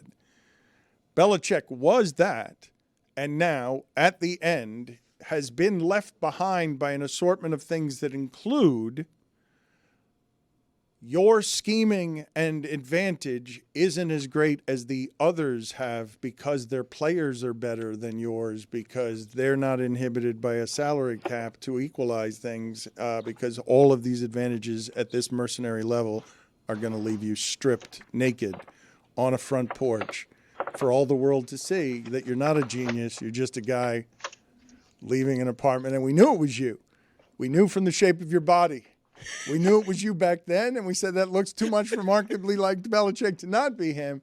And then it all came out. Think about this for a second. That's like Vince Lombardi doing that. I want you guys to imagine at Alabama. Go ahead and imagine at Alabama, Bear Bryant Bear Bryant leaving. This guy taught Saban everything he knew. Saban did it. You think Saban would get caught doing that? Hamas. It'd be funny if Miss Terry was following him out the door, though. It is crazy. Yeah, we're in agreement, on a Ring right? Video door cam. We're in agreement that the enjoyment that team, the worst part of what's happened to him there is the following. Because everything's been so sped up, Bill, that's the 4 games you got. That's the grace period. Dion had to do it in a year. Like Cristobal's got 3 years to do it. You got to do it. Oh, this is what it looks like the first year. Oh, no, you're not competitive at all. And also North Carolina, no longer interesting. No, zero interest. Clearly, well behind everyone else. That's minor league football in minor league football. That is not a top program. Period. End of story. We can close the book on that. I got to think he knows now what it's about. I think he's a little behind the 8 ball in that he thought he could scout his way to it a little bit, and I think he knows immediately it's not all about that. There is like a scouting network and eval. Look, Miami's doing it with some true freshmen that weren't like the highest rated guys. There's some of that too at play. North Carolina has the budget to fix this. North Carolina has the resources to just be like, we're going to attack the portal. We're going to attack high school recruiting. It's just he kind of wasted a year, and he looks bad in doing so. He's getting embarrassed, and there is nothing that is in the gossip sphere that remotely reminds us of who this guy was when he was a pro. Belichick was good in the early days. Yeah, his quarterback was better. They devote their life to this, and Bill Belichick has for a long time believed that he is smarter than everyone else because they had a quarterback who won all the games, and we were convinced was because of the military discipline of the Patriot way that can harbor a murderer and survive it and keep winning championships because whatever. They ruled football because they were smarter than everyone else. But then Brady won as soon as he left and went through Mahomes, Rodgers, and somebody else on the road in order to do it. Like, who was it? It was Mahomes, Rodgers. It was a holy trinity. Brady went on the road. I think Breeze was on that path. He ended all the quarterbacks on his way out. Like, he took all the winning with him, and this is what's left. Like, it's an all-time fall from grace.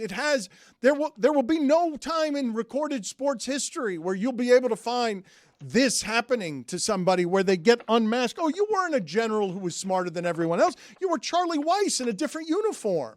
If the story ends right now, yeah, probably. But it would be a footnote. I mean, you get some separation from it. Everyone's going to... No, of course it's going to be a footnote, but I'm not... should probably rename the Lombardi Trophy after him. He's like one of the greatest to ever do it. No, but you guys understand what I'm saying, though. Yeah, he can have all the trophies, and he can and will get forevermore greatest ever. No one can ever change that. But we all now know, and it's like, ooh, you showed us that it wasn't actually that he was smarter than everyone else. Like, it's an unmasking that... Yeah, without Tom Brady as his quarterback, his record reflects that of Dave Wannstedt, not the greatest of all time.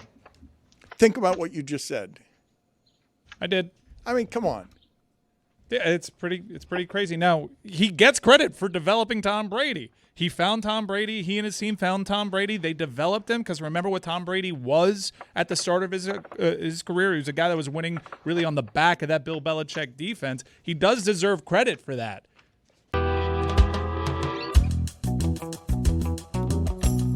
Can we do funniest thing from the sports weekend?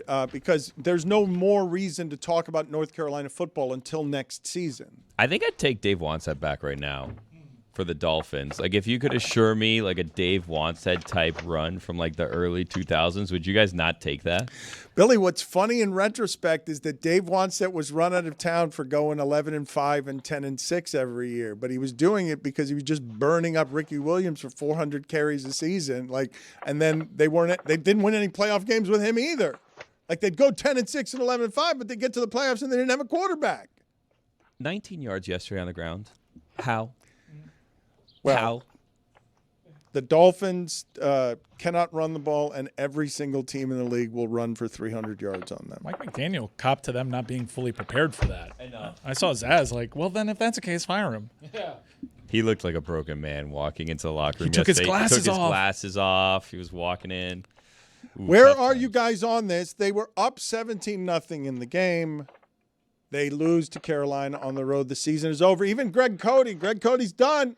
He finally wrote the column. Yes, Chris, did you read your father's column? Greg Cody has arrived. He's going to be mad if he comes in here tomorrow and you guys didn't read this column where he has bailed on the Dolphins. I wonder what that column looked like when they were up 17-0. I feel like they thought that's what I was thinking about. I'm like, God damn it, my dad's going to come in here this week and say, I was right. Told you they'd be 2-3. They thought they won that game, and they just kind of tried to coast to the end and then somehow thought, like, oh, we're just going to have a game-winning drive, and then they did seem to have a game-winning drive, and then Bryce Young had 2 game-winning drives, and then they decided to punt it on 4th down with like 1 minute and 40 seconds left. Sometimes you just run into Rico Dowdle. It was 4th and 17. Yeah, it was 4th and 17, but they couldn't stop them all game long, and they only had 2 timeouts. Like, you knew you weren't going to get that ball back. Mike Ryan doesn't want me to be right on the Miami Dolphins have a historically bad defense that you will see over the course of this season. It's not Mike, Dan. It's not me. It's the Ravens. It's the Ravens. It's all the defenses that are worse in the league. CJ Stroud, you think you're good here. I'm sorry. The Ravens were watching that game along. All right, we got to top this. We got to give 50 points to CJ Stroud. What I want you to do before the end of the season is disprove me when this becomes a defense that puts up statistics that you've never seen from a Dolphin defense because they can't get off the field against anybody. Not him, not 10 yards of carry. He's their backup, they, Dan. they had 2 backup offensive linemen. It was confusing. Their edge rushers were doing the thing I thought they would do during the season, but they're still so bad. You guys understand the predicament that we're in, Billy? Surely you understand this. The way the championships are won now, it's Sirianni and Dan Campbell. It's flex a muscle. It's we're going to run the ball on you, and you're not going to be able to stop our pass rush. Even the plays we make, Bradley Chubb, they just handed him that ball. That was a He great didn't play. make a play. That was a great play. I'm waiting for someone to do that to Ruben Bain. Just drop the ball Yeah, right in here, front of you him. can have it. If we want to look at the positive, admittedly, this week's a test against the Chargers, but the Chargers have dropped 2 in a row. All right. So they're kind of coming in. This is going to be a who wants it more game. Hampton's hurt, and the O-line's got Then you got the Browns, Dylan Gabriel. I mean, I don't know how we felt about him yesterday. They win. Had some moments. He had some moments. Man, we'll see what happens there. Falcons. We don't know what they are. Chris, let's do funniest And the Ravens thing. that looked like a Let's- game you were sure would Let's lose. do the I mean, funniest Taking the thing over on from that the one. sports weekend, Chris. Hey, we could be people. looking at 4-4 Tell real us what soon. in the sport made you laugh hardest this weekend. It is a segment we call What Made You Laugh This Weekend. Ha ha ha! I've got the Yankees. That's a good one. I'm going to go with the Bills fan that caught a pass from Josh Allen, put the ball under his shirt, and just started sprinting up to run away. Because why do they should let the fans keep those balls. Like, what are we doing here? I That know is it's a 'cause- little weird. I don't understand that. I think it's because nowadays teams like prep their balls, so like that off. Like we've been prepping that ball. Give us like I don't like that rule. Yeah, the whole football thing. It's a little militaristically weird. You'd agree, right? Like that, our footballs are precious things. Only certain people can have them. No fan can run off with it. It's got microchips. No one can deflate gate. You remember what we did to Kraft and Ted Wells? It cost us $5 million. Never again. We can't play the sound, but Tirico did like play-by-play of the guy taking off. It's like there he goes up the concourse and he's out of here. He had a plan, like from the beginning. Like if I ever catch a ball, I'm sprinting out of here because there was like no time to think. And the security at the top kind of glanced at him and was just like, "Go ahead, man. I don't give." You think if they can tell where the microchip is in the ball, they can tell where the microchip is at your house? Right? Well, let me ask you Just a turn it question. on? But is that thievery, or is that person now? Does that person now have a souvenir? Is something that is protected by the football military that is not allowed to get outside the stadium? Does he now have something that would sell at a local pawn shop? Did he run out of there with $30,000? Like, is that? $30K, I think it was the second quarter. Did that guy just leave? Did he just win the lottery of I catch a football and I run out the concourse? I can sell this famous football for X number of dollars, vastly more than what I paid to get in here. Why No? was it famous? It was an incompletion, way out of the back of the end zone. What are those footballs worth when they're so protected about you're not allowed to run out of the $500? stadium with them? My funniest thing from the weekend is Saturday's Lightning Panthers game, which saw 322 penalty minutes. It was it was just a So, funny sight to see. Roy, I steamrolled you there. What are the funniest parts of a brawl that, again, if I made it happen in football yesterday, everyone would be arrested and entire football team would be desecrated publicly because you're not. This was a full-on riot that was disguised as a hockey game. There was so many game misconducts in that game that nobody noticed that Nico Mikkola, who had a game misconduct a couple of minutes earlier, got an assist on a power play goal, which was then stripped. They're like, "Wait, he was supposed to be ejected. That goal doesn't count." I love it. Chaos. That was 5 minutes later, by the way. Because it was a riot. Because that's not. What's he still doing here? That's not professional sports. You killed a guy. How are we? So 2-time champions makes it so that we don't understand the absurdity of this sport. That if right now I played this baseball game and I had all of these players having all of these fights, there would be arrests. A basketball game, if I did this is not. When's the last time a game had this many penalty minutes? Any game, any time. Probably Senators, Panthers. Yeah, Every Senators. time they Every play. time they play. Brothers. You Yeah. know brothers. The record is 412. That was Senators Flyers in 2004. Just off the dome. I found on eBay an authentic Philadelphia Eagles game used football versus Atlanta Falcons from October 26, 2008 for $109 plus $12.50 But shipping. that's not the champion. This is not this Eagles. A football from these Eagles stolen. You do understand that the Eagles and Lions are playing a primitive brand of football. And it's funny that in the space age of modern offense, you can't trust Dylan Gabriel to throw a ball 15 yards downfield. But these two, you know what the device is I was thinking of? The farm machine. What is the biggest of the farm machines? Because cement mixer doesn't Like a really plow? work. Like a big plow? No, but there's something that eats up wheat, something giant. Like a hay baler? I like it being described as a farm machine. Cement And you mixer. do this with it too. With You gotta say wheels, farm a machine. farm Yeah. machine. Mixer. But no, but Are you talking about a tractor? I'm What are we talking I'm about? talking about the Cement mixer. Trowel? It's like the big Farm? thing that like runs Did through my- the grain and like. Did my guy just call a tractor a farm machine? Cement mixer. It's not just a tractor. It feels to me like there is something that is larger that runs through hay or runs through cornfields that isn't merely a tractor. Oh, a farm machine. No, it's a wood chipper. Chris was asking if a wood Sometimes, chipper like was lawn guys, you'll see him throwing a tree, and all of a sudden it's getting shrubs or getting. I'm not The doing lawn lawns, machines. though. I'm doing the great outdoors, and I'm doing something that has great to outdoors. something John Candy. something that has to butcher fields, and Like it's a not corn merely a head? tractor. Or a front-folding grain so- drill, so- maybe? Building farm machine. All right, so this is what I'm saying to you. This is my analysis of the Lions and the Eagles. Tell me if there's a third team you put in here. As I tell you that the Lions are averaging more points per game for 2 seasons than anyone since the 1941 Bears. Give me the third team that plows like a farm machine through the American terrain of real estate acquisition. Give me the third team that you put in this class of category, because I thought the Ravens were that with their physical defense, and it took a month for John Harbaugh to get exposed. Zaz over here has been telling us for the last 5 weeks that Jim Harbaugh is better than even Belichick is the greatest coach ever, and then I say, oh no, but if you have Jaden Daniels, no, that kind of changes everything. It kind of changes whether you're good at your defense or not. My funniest thing was Michael Irvin taking a belt to a brick wall, but now it's Dan saying farm machines. I think you're thinking about a John Deere T6 800 combine. Combine machine. A farm machine, farm machine. That's the farm machine. look at 'em, farm Dan. machine. Thank you. Look at those cement That mixers. right there.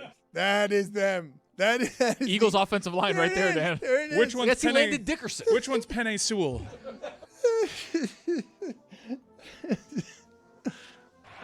Dolphins having converted their last 5 third downs. Third 10! Down goes Tonga! Patrick Jones got him! The Dolphins lose. We're on the road after a Monday night. It started out everything going right. Went down and scored 3 times. They turned it over twice, and we were up by 17. And that's about the time we did some Dolphin things. Nobody here knows how to hold a lead.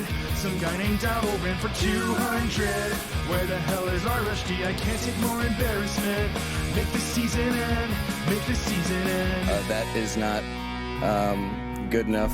And later on, as our last drive stalled, our center somehow tackled Tua. This whole thing is a joke. Somebody really needs to punt Chris Greer into the sea.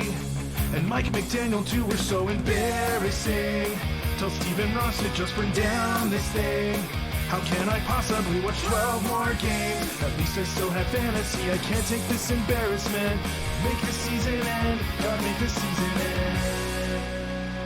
It's not just the season, it's the whole thing, right? Because Waddle gets behind the secondary, ball's underthrown, you're going to save your season. Oh, look, Carolina doesn't fear you at all. They're going to score too fast. They're going to leave you 2 minutes on the clock. They're not even going to just hold the ball and play. No, let's finish them.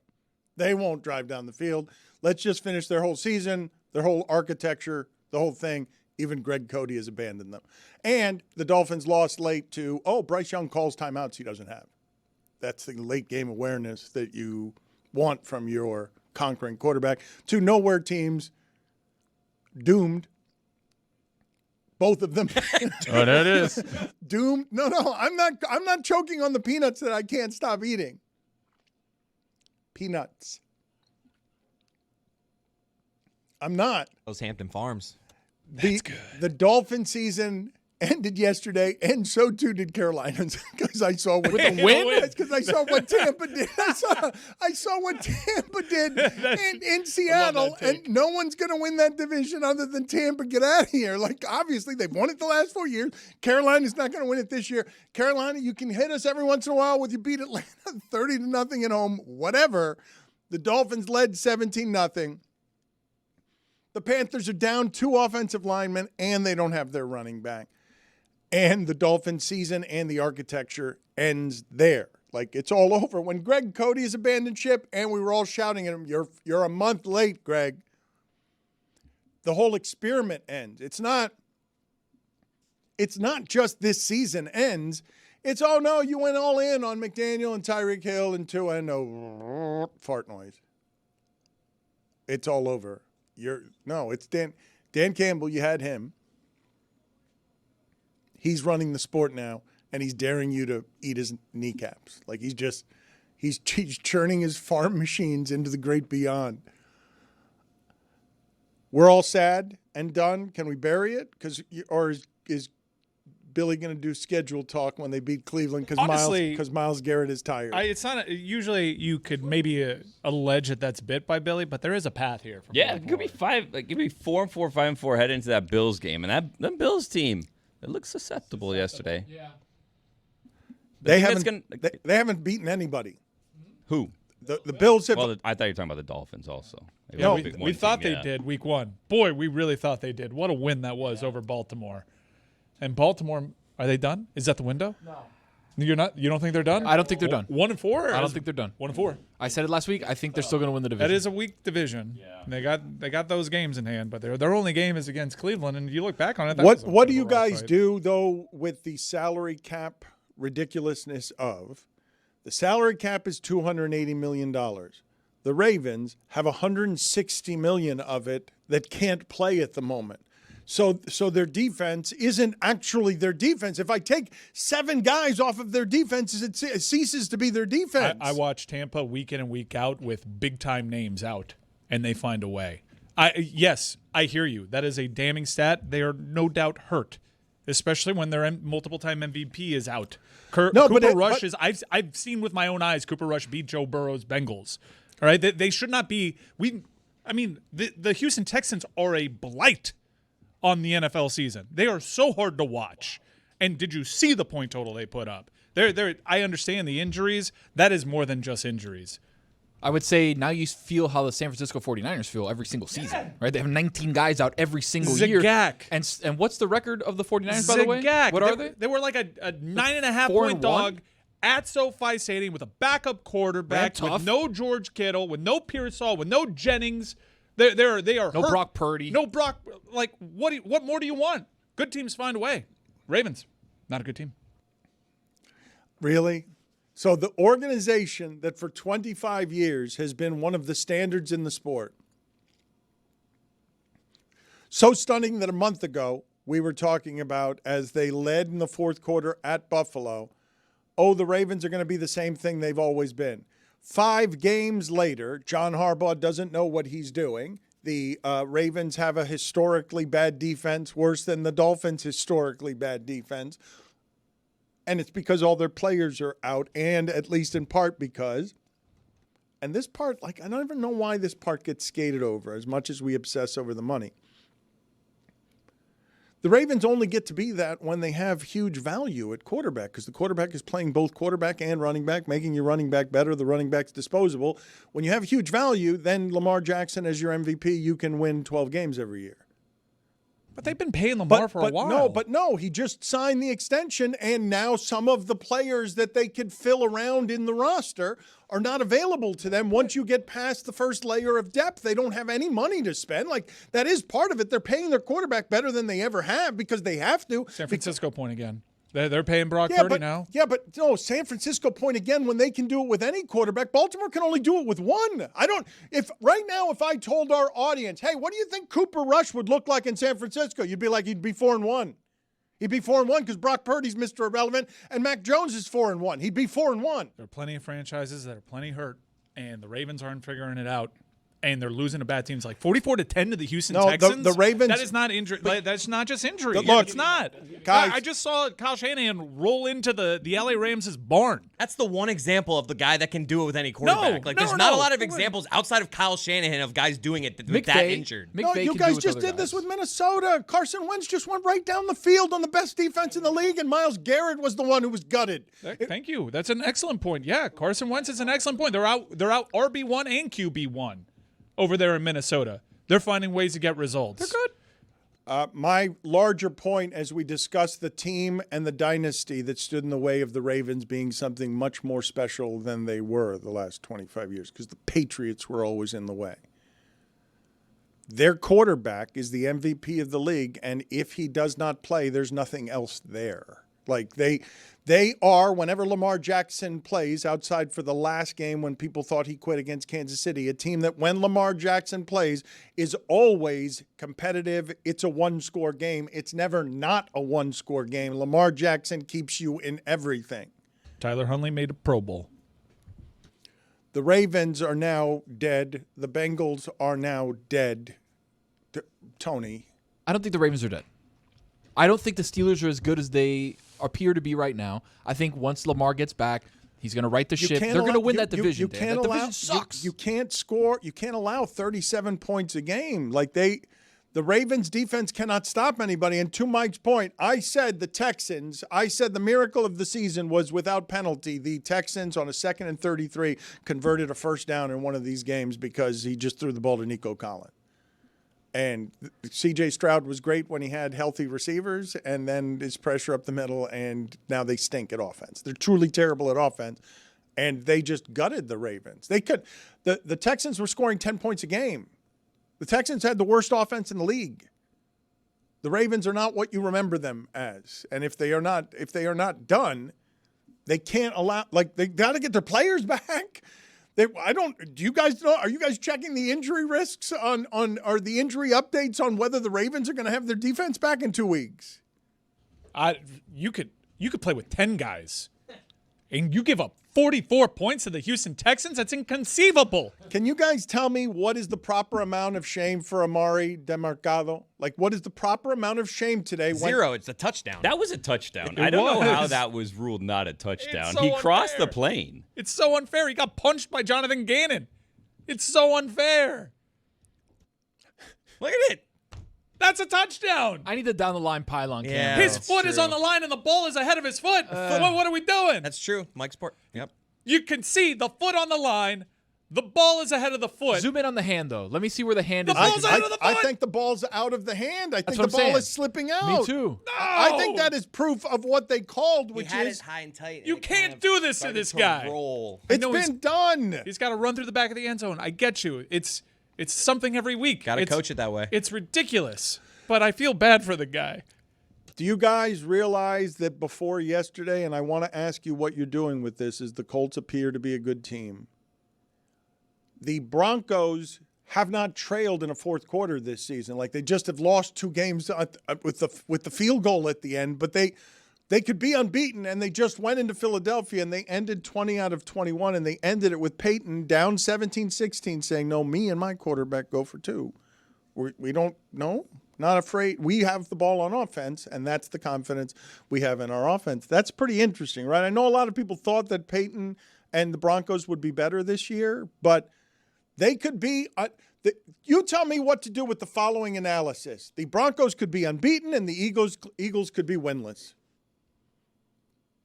I'd say that's football. Football. Because the Chiefs could have been 5-12 a couple years ago when they had 19 one-score games in one season. Like, that's just the NFL. Football.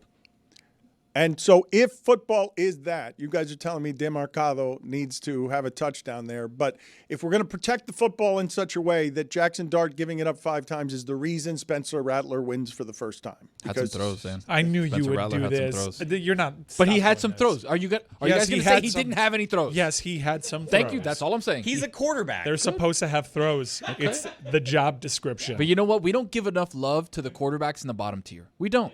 We love to on them. We love to say, oh, they're so bad. You love all of them. That's your gimmick. I know. That's what you do. I know, but for you guys, you got to admit when Spencer Rattler had some throws. He had some throws. Browning has some throws, but you can't turn the ball over 3 times. I agree. Is there a bigger ratio for cool name, not good at football than Spencer Rattler? That's a great point. Like, he It's a should good be name. awesome. It's a good name. Like, top 5. Jackson Dart's a good name. That's a good one. Dart's a That's great strong. name. That's what I'm used to a quarterback looking like on the road when he's not quite ready. Oh, 5 possessions in a row? 5 turnovers? Really? Okay. So we're going to be all militant about protect the football, walk around the facility with it, hold it, don't lose it. That's the most valuable thing. And 5 on 5 straight plays, oh, you lose to the Saints on the road. We can be done with both those seasons too. Can we be done with both of those? Yeah, Giants, yeah. Alvin Kamara, 500 career receptions. Guys, I feel like today could be an official day where we knock out like a third of the league and say we do not have to talk about Jets it. already done. You had the take of the day. You knocked out. You ended Carolina's season after a win. Am I wrong? No, I think you were on the money. Their quarterback called timeout when he didn't have any timeouts. There should be a penalty for that, given how disciplined they are about This everything. is a historic first, though. I've never they're feeling pretty good about themselves. Bryce Young gets to be the winning quarterback today. Hooray, hooray! You came back from 17. Nothing fart noise. You just ended the Dolphins. It doesn't actually mean anything. That is an immoral victory instead of a moral victory. It is an immoral victory. I'm just a little confused. I'm a little confused as how we can end Carolina's season, but Baltimore season's alive after a 44-10. No, you loss. understand. Carolina won that game, but we don't have to pay attention to you anymore. You're not serious people. But Baltimore's alive. Both of you teams here, you are not serious people. You cannot be treated seriously about what we're doing, what the Lions and the Eagles are doing over here. I think we throw the Raiders in there too. The Raiders are done. Yeah. Gino wrote back. How many of them? Wait a minute. That's right. Amin is here to bury with a trubituary, or a trilogy. Excuse me. Trubisky. What? No, Geno Smith is responsible for the single greatest thing that Amin has ever done on this show. Long list of things, but to correctly predict before a season with great accuracy, a season from Geno Smith that all of us laughed off. No one has been more right than Amin was about Geno Smith around here about anything. Yeah, probably the second most impressive thing that he's done outside of getting Adam Lichtenstein to believe that he was going to make a statue for Jimmy Butler and write an article about it. What was the name of your sculptor character? Not a character, it's a real person. It's Akbar. Not appreciated nearly enough. That could have been that could have been something magical, and it just died because we never got the character off the ground. One of our great failures around here. He got off the ground. He got an article. Should have been a spin-off. There should have been a whole the Akbar show, and all he does is just go from town to town, interviewing people and trying to make sculptures for one of the most maligned athlete icons of the decade. That's what should have been the show, but Dan, I've got a list here of the teams that we've kind of denounced here for the season. Jets, Browns, Dolphins, Panthers, Saints, Giants, Titans. Do we have anybody else? That's a good list. You can be done with all. Well, I think Bengals too. We're done with the Bengals. Bengals too. Yes. Yeah. Billy, do you have any other nominees here? Because the Raiders aren't gonna. They're obviously not gonna do anything. Ooh, Raiders. All right, Raiders. That's a long streak. That is a long streak of the Raiders not mattering at football. Like that. When's the last time they won a playoff? When's the last time they played in a playoff game? It was the game against Cincinnati where there was a phantom whistle that was allowed to stand on the road. Derek Carr, Joe Burrow. That was the year that Burrow made it to the Super Bowl, I believe. The Raiders have gone 20 years without winning a playoff game. Correct? 20 years. Since playing Tampa and John Gruden and the Rich Gannon teams? Has it been 20 years since the Raiders won a playoff But they won the game. They won the Super Bowl.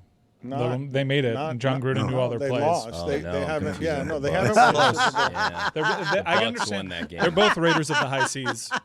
Yeah. I can understand the game, right? You thought that because Gruden won, the Raiders won. Yeah. It's a reasonable mistake to make, honestly. Yeah. Dexter Jackson MVP, I think, right? He knew all the plays. That's correct. You wanted to throw away the Vikings. We're not throwing them away.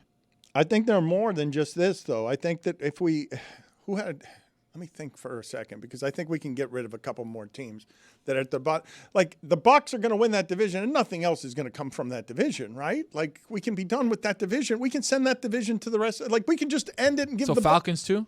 No. Yeah. No, I think Falcons. No, they lost to Carolina by 30. These are not serious people. But their offense kind of figured it out the next game. You can't make the Falcons, the Saints, and Carolina serious people. You can't do it. Let's just wait a week before. No, it's 4 straight years. Baker's proved it already. How much more would he like? You don't have that. Nobody in the division has that. We park our cars in the same garage there, Dan. He could throw 4 interceptions in a game, though. He could. I keep waiting for that game. At Carolina. Can I come back to the word trubituary? Because I feel like that one has legs too. It's not a trilogy. It's something like trilogy is like It's the positive one, right? The Trubituary is like, let's really talk about this. Let's hear this again, because this needs to be something. Me butchering this Trubituary needs to be something. With a Trubituary, or a trilogy, excuse me. Trubisky. Trubituary is an awesome word, dude. We have to find a place for it. It doesn't have to be in the same place as trilogy, but we can't just say, oh, that was Dan misspeaking. Well, that's gone forever. How many Trubituaries can we write today? How many of them? On how many football How much time you got? Because we didn't even get to college football. We really didn't. We did some stuff on UM, but college football was great this weekend. Like that Kansas State Baylor game, that Washington Maryland game. Like Maryland's good. They're up 20-0. Maryland's good. Can I do that? And so Carolina, I write their Trubituary after win. I'm here to tell you Maryland proved with that loss that they're good. I believe they're good. I love Malik Washington. As long as he stays there, they'll be relevant. Let's do weekend ops, and let's see if Lewis has to pay off this bet some point before the end of the show here, because Tony and the MMA hangout, they had some consequences and some stakes that are going to make Lewis look like a fool, because he agreed to look like one of these fighters that goes no mustache, all beard. Mm-hmm, the Dagestani look. Yeah. Which is, they love the beard. They got great beards, but they're like, you know what? No mustache. We're going to get no mustache. And you know what we're going to do? We're going to ruin everything in the sport by just no one can wrestle better than us because we've lived in all these. Correct, except Poetan, Dano. Hands of stone. Everyone's got a plan until they get punched in the mouth. Exactly right. That's the only way that you can beat those wrestling. those wrestling. You hit him with a cinder block over the head, Dan. That's exactly what Alex Pereira did. It is hard to regain a championship in that sport. It doesn't happen in that weight class. I think John Bones Jones is the only other fighter to do what Pereira did. He was incredible. Some people were upset with the stoppage. I don't think so. Dude, he was hitting him with 12-6 elbows to the back of the head. It was a shocking and his head was result. just bouncing off the canvas. Funny enough, Pereira, if you watch him towards the end of the fight when he's starting to celebrate with Glover Teixeira before they put the belt on, he actually fixes his toe because his toe got broke in the first kick of the match. No, those people are crazy. But again, he landed a cinder block on the side of the head and then hit him with That's the only way to beat any of the Russian wrestlers from the mountains is you must have cinder blocks in your fists and cave in their skull early so they can't get you to the ground and ruin the entire fight. So Lewis is a big fan of Alex Pereira, and we set up the bet where me and him, because Ankalaev, in the last fight that they had for the title, Ankalaev kind of beat Alex soundly, right? He mixed up a lot of things with on the ground, with standing up. It was like a really weird fight for Alex. He said he went in at 40% of his health. He had some injuries during camp, so he came in not ready. Ankalaev beats him for the title. So now the rematch, Alex is a guy who's a fan favorite across the sport. Lewis really likes him, so I made a bet. If Pereira knocks out Ankalaev, will you do the Ankalaev look? And this is how it went. If Poetan knocks him out, you got to do the full beard. You know with what? no mustache. And bring it up on show though. So Yes. Deal. I'll do a deal. It's over. I have to do the Ankalaev on Monday. What the balls, man? That's gonna suck. Hey. I'm gonna do it. How long does he have to look like that? It's got to look like that for at least the next week. At least. Maybe more. So let's go ahead and get that set up and do Amin's weekend observations here and see if we can get the payoff of Lewis looking ridiculous in the other room. Who's doing that? You're going to shave it? Yeah, You're going to do it? Lewis is going to get shaved by Tony. All right. Aggressive. So let's go ahead and do the observations, please. It is time for Amin to share his game notes. No one in the media will tell you what happened better than my boy. Amin. Weekend Observations is presented by Miller Lite. By the way, Lewis has to grow that beard out. Like, you can't just be a week or two. The beard has to start growing out of his face while the mustache is shaved. That's the look. Dan, we all thought it was a cautionary tale. We all thought everyone would take heed.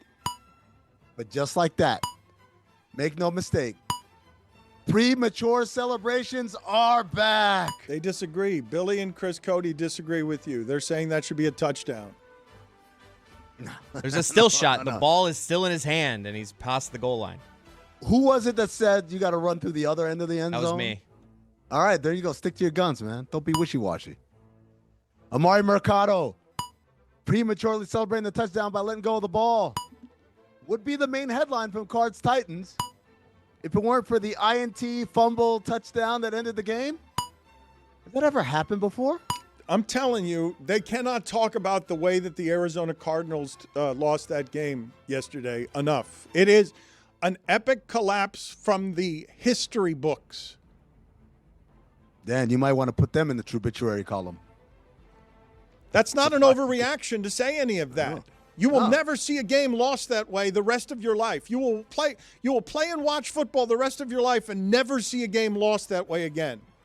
Does Cam Ward get credit for the touchdown and the interception? Yes. Some might say. No, that's not a touchdown, actually, for Cam Ward. It's just a fumble recovery. Only Tyler Lockett gets the credit for that. The escapability, though, Dano, he made things happen. He did make things happen.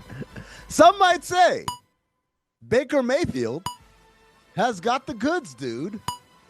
Those goods have a name. Emeka Ibuka. That guy's a baller. Get the Gronk. Besides goods, you know what Baker has? Anyone? Mike? Sorry, we're scrambling here trying to get Emeka Ibuka. No. Okay. He's got balls. Doing that thing from last week. Remember? Yeah. That's my bad. During the War of 1812, the British sacked Washington, D.C., burning down the White House and the Capitol building after the Battle of Bladensburg. 113 years later, we got our revenge by sending them the Browns. Jolly well in it, yeah? VJ Edgecombe of the Sixers. That was brave of you. That was brave of you to try that accent. It was brave. It's mocking. I'm mocking them. I think they sound stupid. In it, yeah? Everything's a question, yeah? They always ask you, yeah? Yes, it is. Stop asking me, yeah. VJ Edgecombe of the Sixers. Top 5 athlete names that connote sexual tension. OLI. Really? Michael Penix. OLI. Wang Zhizhi. OLI. Kofi Cockburn. OLI. Howie Long. You got to do that one like a question, like Howie Long. I don't know how. He just is. OLI. Dick Butkus. There we go. Number 5. Johnny Dickshot. My favorite thing about him, his nickname is Ugly. His nickname was Ugly Dickshot. Number 4, VJ Edgecombe. Every part of his name is innuendo. VJ, Edge, come. Number 3, Rusty Kuntz. It's Kuntz. Kuntz. Whoa, fellas. Kuntz. Easy. Oh, don't say it again. I'm looking out for you here. Don't say that word. You can't say that on TV. Number 2, Chubby Cox. And the number 1 name that connotes sexual innuendo, Dick Harder. Let's check in with Tony in the other room as he takes off. Leave him with half the mustache for a while. Don't take the whole mustache. Just leave him looking ridiculous for a while there. Look at that. Love the sound of a cutter. That was a cheap list by you. I mean, Clipper, whatever. It was pretty cheap. You're better than all of what machine. you did there. Howie Long. As in like Dick Carter? Howie Long. Howie Long. That's a good one. That was a good one. I like that one, actually. Yeah, but you had to say, you have to ask it Howie as a Long? question. Yes. Because at first people don't get it. And then you're like, oh, that's not good. Johnny Dickshot's a good one, too. I don't know. You guys act like, you guys kind of yawned at Johnny Dickshot. Ugly is what his friends called him. Yeah, you mentioned that. Devontae Adams Taco Bell ads. Enough. Someone named Kool-Aid McKinstry ruined my weekend. What do you mean ruined your weekend? He had 2 interceptions. I know. He ruined it, man. I wanted to do this whole thing. Jackson Dart wins, and then you got a dart in your neck. I was going to say that every week, every time they win. And then it's those 2 INGs. Pull what out? Kool-Aid. Good job, Chris. Thank you. Michael Irvin. Sideline antics at the Miami games. Annoying. Oh. Don't you hate when a famous alum just pops up out of nowhere and now all of a sudden he's become the school's biggest celebrity fan and he makes it all about himself? It's a great media move. It's the Dion. Did the guy even graduate? Nafisa Collier. Open letter to WNBA Commissioner Kathy Engelbert. Won the internet. But will it win in a collective bargaining session? Wait to see. Really? You're doing that. So Nafisa Collier embarrassed her publicly. Engelbert came out and just got right on one knee, and none of it means anything because that's her job. Get a better deal for us. Yes. The WNBA fan base seems to not be able to figure out the difference between saying things that go viral and actual collective bargaining. Collective bargaining is what's going to get them the deal that they need and the protections that they need, not making the internet cheer for them. But wait to see, as I said. No, but you didn't. No, your wait to see was loaded with something. You're saying Nafisa Collier easily won the internet. Burn, got her. And Engelbert came out as the power and said, properly chastened, I'm terrible, and none of it matters. Wait until I start negotiating with these owners to make sure you guys don't get much of anything you want. Wait till the lawyers start negotiating. The lawyers. Kathy's not doing the negotiation. The lawyers are doing that. Over the last few years, speaking of lawyers, the law firm of Wachtell, Lipton, Rosen, Katz has investigated several NBA teams, latest of whom are the Clippers. And yet people always call them Wachtell, Lipton. How do Rosen and Katz feel? I know how. Underappreciated. That's Same true. note too, bros. Really? You feel underappreciated? Well, sometimes. I went to the doctor, and guess what he told me? No, guess what he told me? You got a fever? Yeah, girl, you better try to have fun no matter what you do. I stopped seeing that doctor.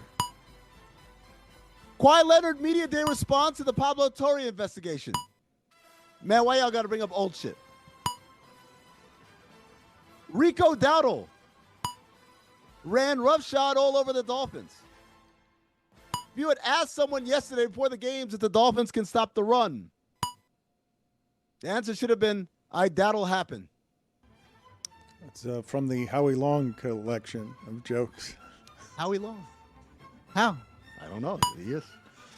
Baseball postseason started. I'm all the way locked in. Yankees beat the Red Sox. Yeah. It's a tragedy for me to see your season's over. And I never will forget the Sam Adams you drank. Hey, Boston, F you. You guys remember Milli Vanilli? I do. I watched a documentary on them. Was it good? It was tragic, was it not? It is tragic, but the funny thing is that because I was singing the song and my kids would say, "What's that?" And so I told them it was this group called Milli Vanilli, and it was a huge scandal. They won Grammys and a huge scandal. Turns out they were lip syncing the whole time. And they were like, "Oh, well, what's wrong with that?" I'm like, "Well, no, you're supposed to be the one singing." And so I pulled up the video, and my kids looked at me and said, "Okay, first of all, that's the lip synced voice? They couldn't sing that?" And then number two, they said, "Dad, you couldn't tell they were lip syncing?"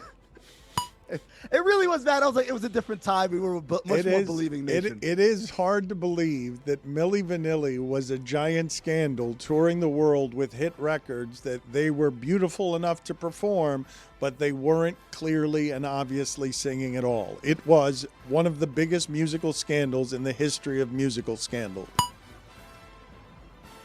Baseball divisional series started. Yankees got their ass took. I'm all the way out on baseball now. Galatasaray fans set off fireworks outside of Liverpool's hotel for the UCL match. I believe we have a video for this. This is the fans right outside. It's 2 a.m. See that, folks? That's home field advantage. Don't tell me about, we jumped through a table and poured ketchup on ourselves. Don't tell me, the sun shines on this side of the stadium, on their side of the stadium, and it's hot over there. That's not home field advantage. No, we lit up the sky. We lit up the sky with explosives. Wait, this is not celebrating a win? This is before the game. What? The night before the game. right outside their hotel. It's to scare the opponent, keep them up at night. Oh, where are we? I hate it when we're like, oh, this is a tough place to play. No, it's not. That's Galatasaray. They're not even a power. It's just one random European club in Turkey. Get your stuff together, America. McCorkle Jones. Just Wally Pipp, Brock Purdy. You guys remember Wally Pipp? Why would they remember Wally Pipp? Wally Pipp was a baseball player from 1929. It's not about why would they remember Wally Pipp. It's about what happened to Wally Pipp. What happened to Wally Pipp? Lou Gehrig or Joe DiMaggio happened to Wally Pipp. Lou Gehrig. Lou Gehrig, right? Yeah, one of those two. I confuse them all the time. 1929, Jolton 1959. But it's such a funny thing to have as your Wikipedia. Like, it's like Wally Pipp and Mendoza, right? The Mendoza line. I don't want a Wikipedia page devoted to that in my name. Speaking of bad Wikipedia pages, Mark Sanchez is building a hell of a one. Like, who would have thought you could erase butt fumble as the biggest scandal in his career? Out of all the times we've done back alley teams, no one ever mentioned Mark Sanchez. Mark Sanchez. He's a captain now, right? You gotta be. Mike Ryan not ready to write all Texas. Mike, they lost to Florida. I'm writing them off like a boozy brunch on my tax returns. Legal, by the way. They're an SEC team. They'll stick around. From the August 27th edition of Weekend Observations, and I quote, Shedeur Sanders, named QB3 to start the season. Let me lay out how this will all play out. The Browns will suck. Flacco will get hurt early. Dylan Gabriel will get his shot too soon and suck as a result. Shedeur will take over. He'll play well enough to give the city of Cleveland hope, but not well enough to stop the Browns from sucking. Everything is going according to plan.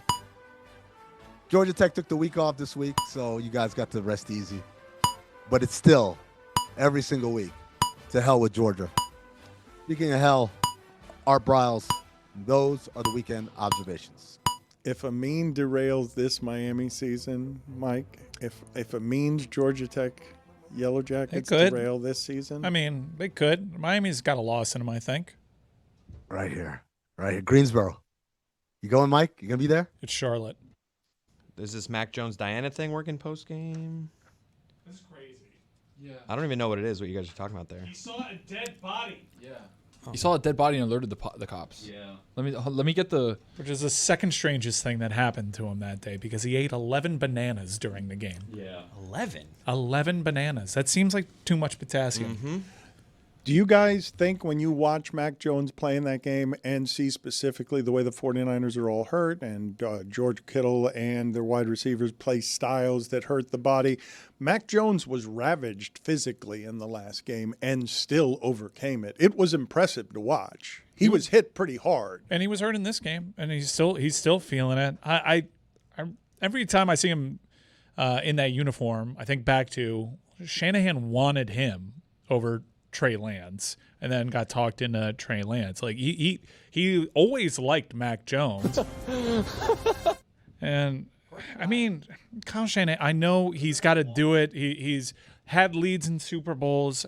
He as an offensive coordinator and as a head coach, I know he's got to win the big one for some people, but it's irrefutable that he is just like a tier above what he can do with injured teams, what he can do with cast-off quarterbacks. It's unbelievable. You don't put O'Connell and McVay. I feel like it's those three. Those are the three. The results, I mean, it's hard for us to know what good coaching is. Vrabel's also like a hell of an underdog. I'm so happy to have that back in my life. But to be able to win a game with Mac Jones as quarterback when everyone in the league wrote him off, Carson Wentz, same deal. Baker Mayfield when McVay did it before. Like, those guys are just a notch above. It seems like there's like 3 or 4 guys in the NFL that can really, truly put any QB in. Who's the fourth? Because I said 3. Who else are we putting in there? I thought McDaniel. McDaniel was like pacing towards there, but not anymore. Andy Reid. I'd probably throw Andy Reid in there. He did it with Alex Smith. I'll allow it. Thank you.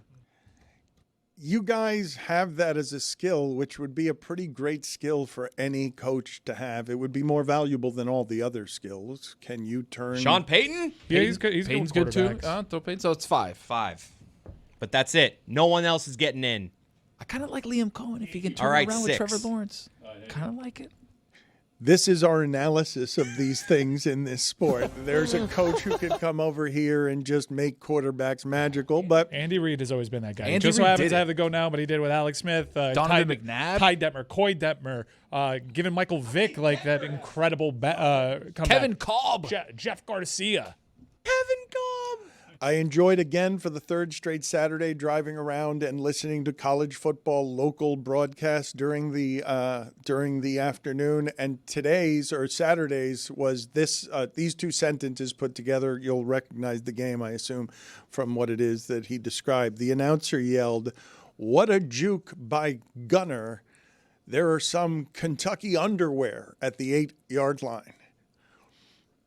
So the visual magic of radio made it so that what I conjured in Athens was, just some Kentucky underwear at the 8-yard line. No, but I believe he was taking some creative liberties there. The SEC, we've seen enough to know that that's not special anymore. They're the ACC with a better publicist and bigger NIL budgets. Wow.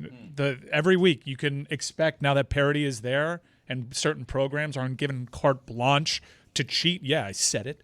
You're going to see a lot more of this, but the narrative is going to remain the same. You're going to have 3 lost teams still making the playoff because ESPN won't allow for us to apply context to what's going on. But the Flames have climbed high enough on James Franklin in Penn State that these last two are crushers because he's supposed to have a talented team this year. This is supposed to be the team that was the most talented of them, and we go from Oregon and overtime, and there's a lot of parity to this league, to, oh no, a real college football giant never loses to the 0-4 team, whether they've fired their coach, whether it's UCLA or not. That's something that never happens in the sport. And so now Penn State gets just immediately swept out to sea. Season of grand expectations, the grandest of James Franklin's life, gets swept right out to sea 4 games in, 5 games in. But they'll be back in the top 10 if they beat Ohio State. I'm not wrong. No. That's how this goes. If Miami loses, though, they can't come back from that. 23. Mm-hmm. Miami's going to end up being really obnoxious to people. The Michael Irvin stuff, like Good. That's how you know we're back. Yeah. Although when they try to change the rules on us, when they blame NIL, when they do what they do with the Florida Panthers, which is blame state tax, that's how you know. If Miami loses one game, they're gonna with a trubituary or a trilogy. Excuse me. Trubisky.